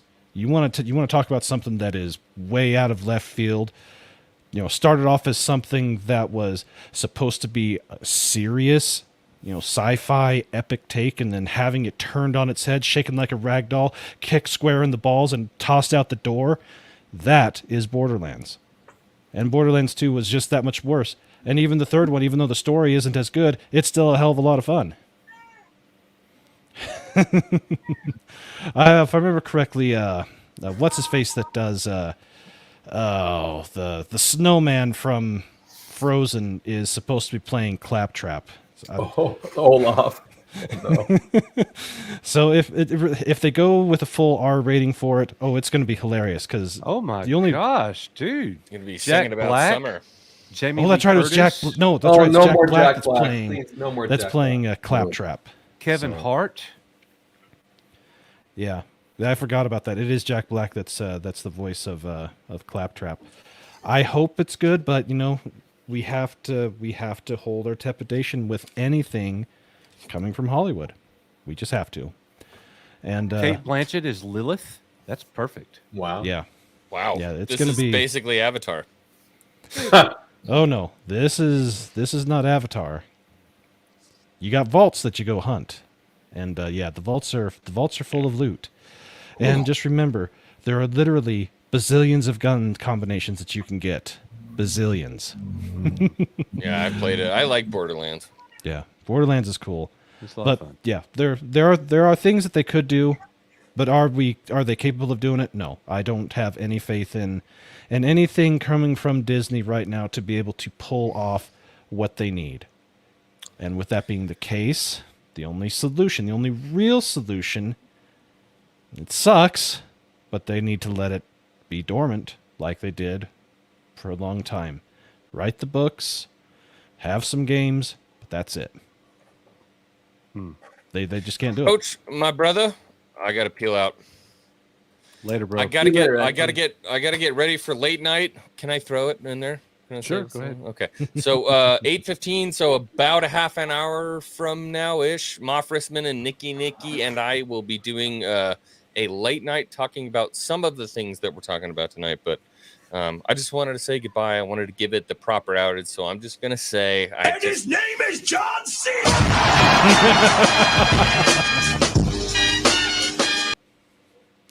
Later. Okay, let's keep going. Yep, I'm going to take off too. Take care, everybody. Have fun. Good and to see you, Brandon. Hey, bro. We Take are, care of you are yourself. Echo Based Network. And remember, Moff Rissman, don't screw this up. I tried not to, but apparently I did. So I'll have to talk about that later. It happens. Take care, everybody. Bye. Bobby, you are up next. What is on your mind, sir? How you feeling? You're muted, Bobby.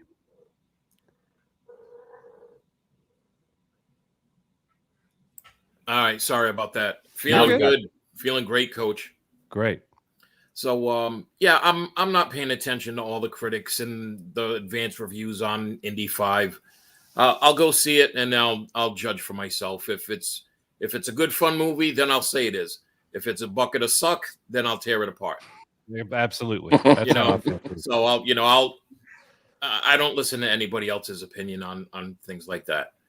The other thing is, did any of you see the teaser trailer for the new Gareth Edwards? Yes, the movie, creator. The creator. That looks very interesting. Yeah, and by the way, it's all the VFX is done by ILM. Yeah, by ILM. Looks amazing. Looks Yeah, amazing. so I'll definitely be going to see that. Yeah. And then like looking forward to Ahsoka in August. I think it's coming out. And that's about it. This has been a great stream tonight. With everybody with the different opinions, it's really good. I'm glad you Bro, liked it. I appreciate it, man. Thank you very much. Other than that, that's about it. I can duck out if anybody else needs to come in. We don't have anybody at this moment. All right. But I did just post the link for all channel members. So Padawans and Jedi Knights, it is your night. You get to come on here as well. Awesome. So with that being said, let's move over to Maria Espino. Hi guys, how are you? Hey Maria, how's it going? Hi. Hey, Maria. I had to come on and represent as the only other Andor stan in this chat. I know you loved it. Besides I know that. you loved it too. I enjoyed Andor. Me too. I really love Andor. Yeah, And yes, I am guilty of comparing everything to Andor at this point. So yeah, absolutely. Yeah. Right, Matt? Yeah, I mean, again, Mando 3's writing in comparison to Andor, it was a tough comparison. It was it was like having a piece of like really cheap steak that you have to continuously chew. That's what season 3 was like for me. And you're just like chewing. It's like it just doesn't get That's better. not off. Right? So yeah, and I wanted to make sure speaking of the Old Republic, right? I'm video games. Hi, how are you? I'm a big fan of Knights of the Old Republic. It is probably my favorite video game in this entire franchise. And I feel like we definitely need to see more of those characters come into live action. And I can tell you that is a plan for the Jedi series. So once we get through the third one, a couple years out here, I really do believe, I'll just say it like that, I really do believe that we are going to see a live action Cal Kestis show. It'd be okay. Oh, that'd be nice. I think I'd be down for that. Yeah, I think that's always been the plan. So that's always cool. And then they'd sell more video games too. Yes, absolutely. So yes, there's going to be that. And so and Coach, I wanted to say, can I plug my little first live stream ever? Please. Okay. I will be having a first ever live stream on Thursday at the After the Sequels channel. So it does involve all of the cast and crew that are YouTubers. So they're going to be X-Wing is going to be there. The Shapeshifter is going to be there. AD Edits is going to be there. And we have ADHD and also our composer, Mr. Vince Cox. So awesome. I look forward to seeing all of you guys there. Awesome. Make sure are you posting a link on the chat? I can't, but somebody else Maria, put the link in the private chat, and then I will recirculate it. I will recirculate it into the main chat. Thank you, Matt. You're amazing. And Coach, by the way, love the pink Oh, and that's purple. how you do that? Oh, okay. My bad. I've been putting it direct like a moron. I do. I love it because it's sparkly and everything. Yes, it sparkles. Would you sparkle, Coach? Thank you so much. I gotta say, I'd love a Knights of the Old Republic game with just the Mass Effect mechanics. Like, I think I don't know. That seemed pretty no-brainer to me. I wish it would just. Yeah, it's right there. I thought Mass Effect originally was going to be a Star Wars game. But they retooled it or something. But I don't know. Well, thank you for having me, guys. Matt, I'll add that in there for you. Yeah, put it in the private chat before you drop out. Put it in the private chat. Will do. Thank you so much. Appreciate it. Thank you, Maria. All right, Coach. I think there's nobody else that's popped in. Gracious sakes. Yep. All channel members, Jedi Knights and Padawans. If you were going to pop in, don't be bashful. Come on. I'm going to cut out, folks. See you, Bobby. All right. Doing well, Have a bro. good night. All right. Same here, man. Same here. God bless you guys. I'm still going to be on, watching, but thank you for having me. Take care. Appreciate it, bro. All right. Well, what about Tron? Tron, you got anything to say, brother? What is that? He's going to say something here in a second for sure. He's been typing at it. He's been typing at it. Oh, yeah. He's getting ready. He is getting ready. And so let me put. So right now, everybody give us some feedback in the chat on the show tonight. How did you guys enjoy the show? Let us know. Silence. Users, Tron is trying to speak. Well, right. All right, fam. Thought the stream was going off the rails a few times tonight. I agree with McShooty with most of things. Love the name, it's hilarious, and the Borderlands franchise of games.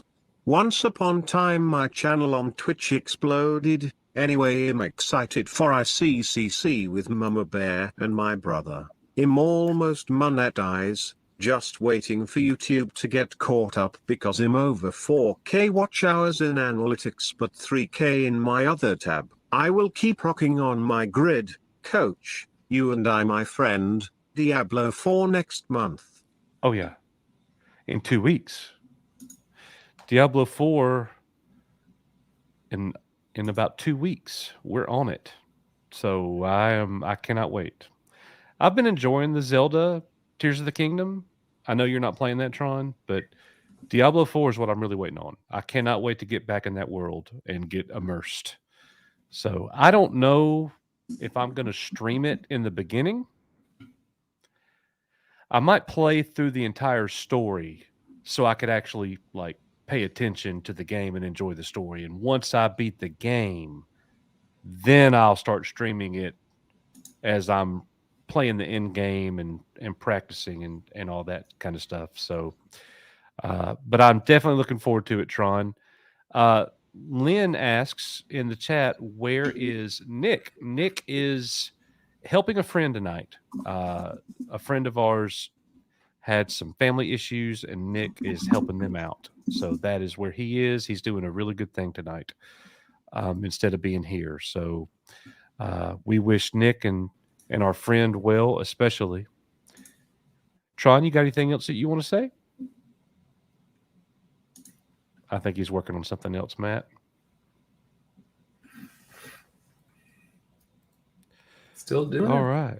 All right, Coach. What do you think? My goodness sakes, we've been here 3 hours again. It's been a good one. I hope so. I hope so. We had a lot of folks here.